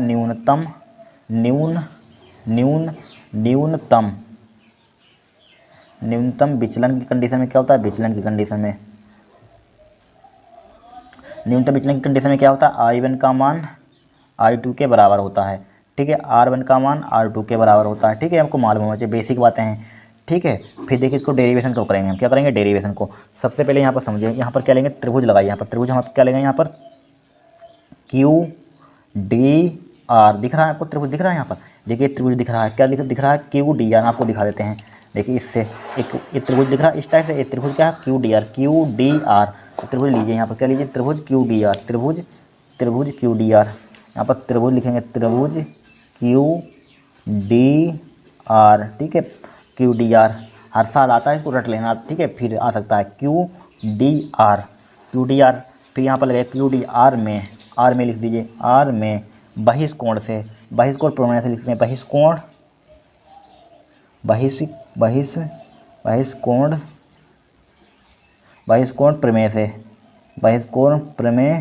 से पढ़ी होगी, क्लास 9th में पढ़ी होगी। ठीक है, बहिष्कोण प्रमेय क्या होती है, बहिष्कोण प्रमेय। यहाँ पर देखिए बहिष्कोण प्रमेय, यहाँ पर सबसे पहले हमारे पास क्या I1 है, यहाँ पर क्या है I1 है। ठीक है, क्या है हमारे पास I1, इस एंगल का मान हमें मालूम, मान लीजिए हमने x मान लिया, इसको क्या मान लिया हमने y मान लिया, यहाँ पर क्या मान लिया y मान लिया। बहिष्कोण प्रमेय समझ लीजिए, बहिष्कोण प्रमेय क्या होता है, मान लीजिए एक त्रिभुज है हमारे पास, क्या त्रिभुज है। ठीक है, इस टाइप से, ये क्या बाहर निकाल दिया, बहिष्कोण मतलब बाहर वाला कोण, ये बाहर वाला कोण है। ठीक है, बहिष्कोण प्रमेय क्या कहती है, अपने पड़ोसी को छोड़कर, इसको छोड़कर शेष दो कोणों के योग के बराबर होता है। शेष दो कोण मान लीजिए यहाँ पर x है, यहाँ पर क्या है y है, इन दोनों के योग के बराबर होगा ये बहिष्कोण। बहिष्कोण मान लीजिए r मान लिया हमने। ठीक है, इन अपने पड़ोसी को इसको छोड़ देता है। प्रमेय बहिष्कोण प्रमेय क्या कहती है, अपने पड़ोसी को छोड़कर शेष दो कोणों के योग के बराबर होती है, यानी कि इसको क्या होगी बराबर, तो x प्लस के y हो जाएगा यहाँ पर। इसी प्रकार देखिए यहाँ पर, इसी प्रकार इसमें देखिए यहाँ पर, इसमें क्या हो जाएगा यहाँ पर, यानी कि ये बहिष्कोण है यहाँ पर, इसके लिए त्रिभुज का देख रहे हैं QDR देख रहे हैं, क्या दिख रहे हैं QDR। तो यानी अपने पड़ोसी को छोड़कर, इसको इन्होंने छोड़ दिया, इन दोनों के योग के बराबर होगा, पड़ोसी को छोड़कर इन दोनों x प्लस के y के, तो ये बही लिख दिया। बहिष्कोण प्रमेय से डेल्टा बराबर क्या हो जाएगा, x प्लस के y हो जाएगा, यहाँ पर क्या हो जाएगा x प्लस के y हो जाएगा, यहाँ पर क्या हो जाएगा x प्लस के y। फिर देखिए यहाँ पर देखिए हमारे पास क्या है I1 क्या है, पूरे कोण के क्या होगा बराबर होगा, यहाँ पर क्या होगा पूरे कोण के बराबर, x प्लस R1 हो जाएगा। यहाँ पर क्या हो जाएगा x प्लस का R1, एक वाला कोण इन दोनों के कोण के क्या होगा एक योग के बराबर होगा। तो यहाँ पर क्या हो जाएगा I1, इसको डाल दिए इक्वेशन फर्स्ट, तो क्या हो जाएगा I1 और क्या हो जाएगा यहाँ पर x प्लस का क्या हो जाएगा R1 हो जाएगा, यहाँ पर क्या हो जाएगा R1 हो जाएगा। हमें x का मान यहाँ पर निकालना है, x का मान क्या हो जाएगा यहाँ पर, x का मान इसको इधर ले आइए, क्या हो जाएगा I1 माइनस का क्या हो जाएगा R1 हो जाएगा। इसको डाल दीजिए इक्वेशन 2, या मत डालिए इसको, क्या मत डालिए यहाँ पर। ठीक है, x का मान इतना गया हमारे पास। फिर देखिए यहाँ पर इसी प्रकार I2 का मान क्या हो जाएगा, इन दोनों के योग के बराबर हो जाएगा, इस टाइप से इन दोनों के योग के बराबर हो जाएगा। तो यहाँ पर क्या हो जाएगा R2 का मान, यानी कि I2 का मान यहाँ पर क्या हो जाएगा, यानी कि y प्लस के R2 हो जाएगा, क्या हो जाएगा R2 प्लस के y या y प्लस के R2। ठीक है, हमें y का मान निकालना, इसको ले आइए, तो y बराबर क्या हो जाएगा यहाँ पर, क्या हो जाएगा I2 माइनस का क्या हो जाएगा यहाँ पर R2 हो जाएगा। ठीक है, इसको इधर ले आइए, फिर इसको इधर लाए, तो यहाँ पर क्या I2 माइनस का R2, y इधर लिख दिया। ठीक है, अब देखिए x का मान यहाँ पर a आया हमारे पास, x का मान यहाँ पर क्या आएगा y का मान आया। अब यहाँ पर उठाइए, इसमें पुट कर दीजिए समीकरण 1 में, यानी कि समीकरण 1 में x y के मान रखने पर, समीकरण 1 में x y के मान रखने पर, y के मान रखने पर, x y के मान रखने पर, ठीक है, इसमें पुट कर दिए, तो क्या हो जाएगा डेल्टा बराबर क्या हो जाएगा x प्लस के वाई। x का मान कितना है हमारे पास, x का मान निकला I1 माइनस का क्या निकला R1 प्लस इसका मान कितना निकाला, y का मान I2 माइनस के R2 निकाला। ठीक है, x का मान यहाँ पर पुट कर दिया a वाला, अब y का मान a वाला पुट कर दिया, यहाँ पर क्या कर दिया a वाला पुट कर दिया।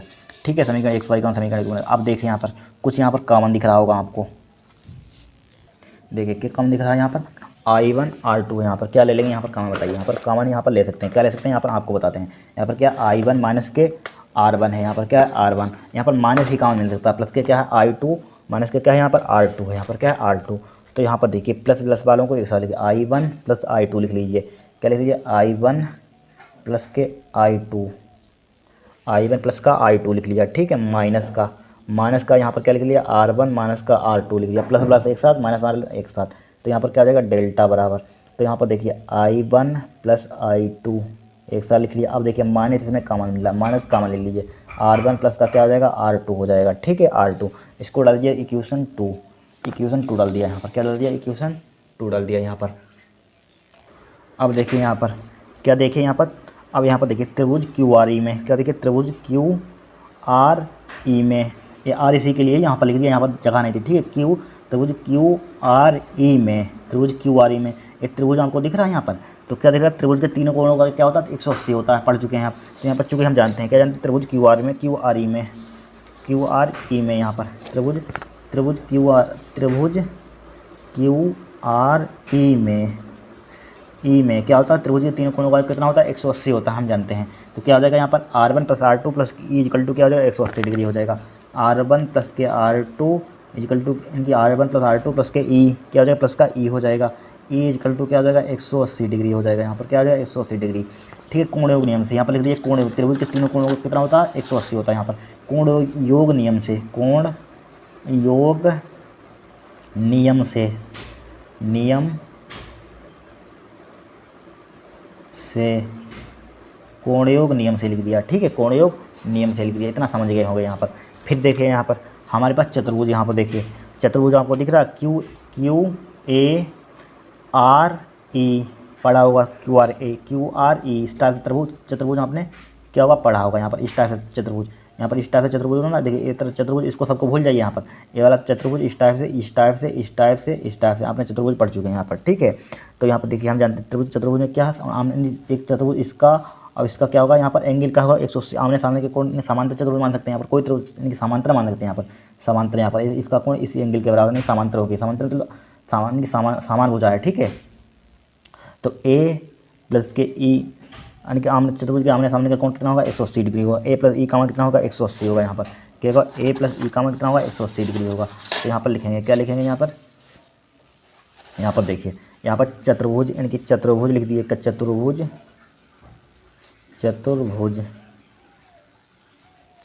क्या लिखेंगे चतुर्भुज क्यू ए आर ई में, चतुर्भुज क्यू ए आर ई में क्या हो जाएगा एंगल ए प्लस के ई हो जाएगा, क्या हो जाएगा एंगल ए ना मान लगे थाली डायरेक्टली लिखे ए प्लस का क्या हो जाएगा ई हो जाएगा यहाँ पर, ठीक है। ई इक्वल टू क्या दिया 180 डिग्री दिया, इसको डाल दिए यहाँ पर, इसको डाल दिया समीकरण 2, इसको डाल दिया समीकरण 3, इसको डाल दिया समीकरण 4 डाल दीजिए, ठीक है। समीकरण देखिए 180 क्या इसके बराबर, तो समीकरण 3 व 4 से यहाँ पर लिखिए, समीकरण 3 व 4 से देखिए यहाँ पर लिखिए समीकरण 3 व 4 से, दूसरा पेज ले लेते हैं यहाँ पर, क्या लिख देंगे समीकरण 3 व 4 से, समीकरण 3 व 4 से, समीकरण 3 व 4 से, 3 व 4 से क्या होगा इसके बराबर होगा, तो R1 प्लस R2 प्लस के ई इक्वल टू क्या हो जाएगा यहाँ पर ए प्लस के ई हो जाएगा, क्या हो जाएगा ए प्लस के ई हो जाएगा, यहाँ पर देखिए ई से ई कैंसिल आउट हो जाएगा, क्या हो जाएगा ई से ई कैंसिल आउट हो जाएगा, तो यहाँ पर क्या R1 प्लस R2 क्या हो जाएगा R1 प्लस के R2 बराबर क्या हो जाएगा ए हो जाएगा, यहाँ पर क्या हो जाएगा ए हो जाएगा, ठीक है। हमने एक बताया था, क्या बताया था ए बराबर क्या हो जाएगा R1 प्लस के R2, हमने क्या बताया था न्यूनतम विचलन के लिए, क्या बताया था पहले न्यूनतम विचलन के लिए,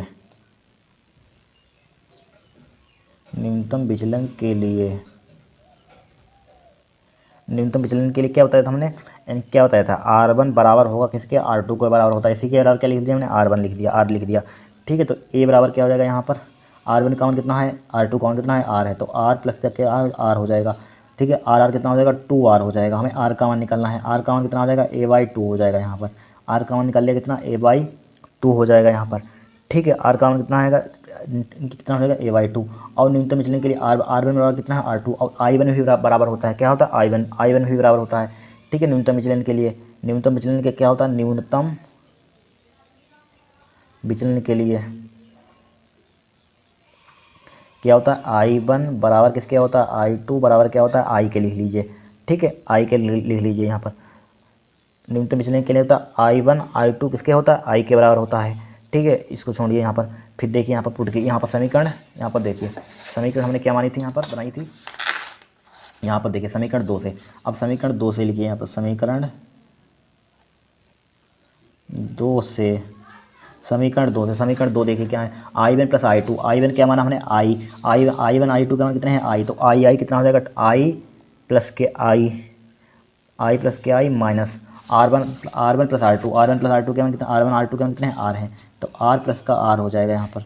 ठीक है, I कितना हो जाएगा 2I हो जाएगा, कितना हो जाएगा 2I हो जाएगा यहाँ पर 2I हो जाएगा, माइनस का R कितना हो जाएगा 2R हो जाएगा। ठीक है, 2I माइनस का 2 मल्टीप्लाई R का मान कितना है, R का मान A/2 है, कितना है A/2 लिख दिया, 2 से 2 कैंसिल आउट हो जाएगा, क्या हो जाएगा 2 से 2 कैंसिल आउट हो जाएगा। यहाँ पर क्या लिखा हमने, न्यूनतम समीकरण 1 से न्यूनतम विचलन के लिए क्या हो जाएगा यहाँ पर, न्यूनतम विचलन में। ठीक है, तो यहाँ पर समीकरण 2 किसके बराबर था, डेल्टा के, तो यहाँ पर डेल्टा के बराबर कर देंगे। यहाँ पर क्या लिखा हो, न्यूनतम विचलन के लिख देंगे, EM लिख देते हैं। ठीक है, न्यूनतम विचलन के लिए नहीं कम यानी कि मिनिमम, न्यूनतम विचलन के लिख दिया, EM लिख दिया, तो डेल्टा EM का मान हमारे पास कितना आ जाएगा यहाँ पर 2I माइनस का क्या आ जाएगा A आ जाएगा यहाँ पर। ठीक है, हमें A आ जाएगा यहाँ पर, कितना आ जाएगा A आ जाएगा। ठीक है, अब देखिए A को इधर ले आइए, क्या ले आइए A को इधर ले आइए, तो क्या हो जाएगा यहाँ पर डेल्टा EM प्लस का क्या हो जाएगा A हो जाएगा, बराबर क्या हो जाएगा 2I हो जाएगा। हमें चूँकि I का मान निकालना है, ER लिख देते हैं, ER 2I बराबर क्या हो जाएगा डेल्टा EM प्लस का A हो जाएगा। यहाँ पर मल्टीप्लाई का नीचे जाकर इसका होगा डिवाइड का हो जाएगा, डेल्टा EM प्लस का A डिवाइड बाई क्या हो जाएगा 2 हो जाएगा, यानी कि I का मान हमने निकाल लिया। ठीक है, थोड़ा बड़ा डेरिवेशन मतलब सरल है। ठीक है, स्टेप बाय स्टेप करना है। I का मान आ गया, हम जानते हैं क्या जानते हैं, यानी कि हम जानते हैं क्या होता है, यानी कि बी नो डेट हम जानते हैं, बी नो डेट क्या होता है हमारे पास फार्मूला, EN बराबर क्या होता है, EN बराबर हमारे पास होता है साइन I बटे साइन R। ठीक है, साइन R चूँकि फ्रिज्म बहुत छोटा है, क्या चूँकि फ्रिज्म बहुत छोटा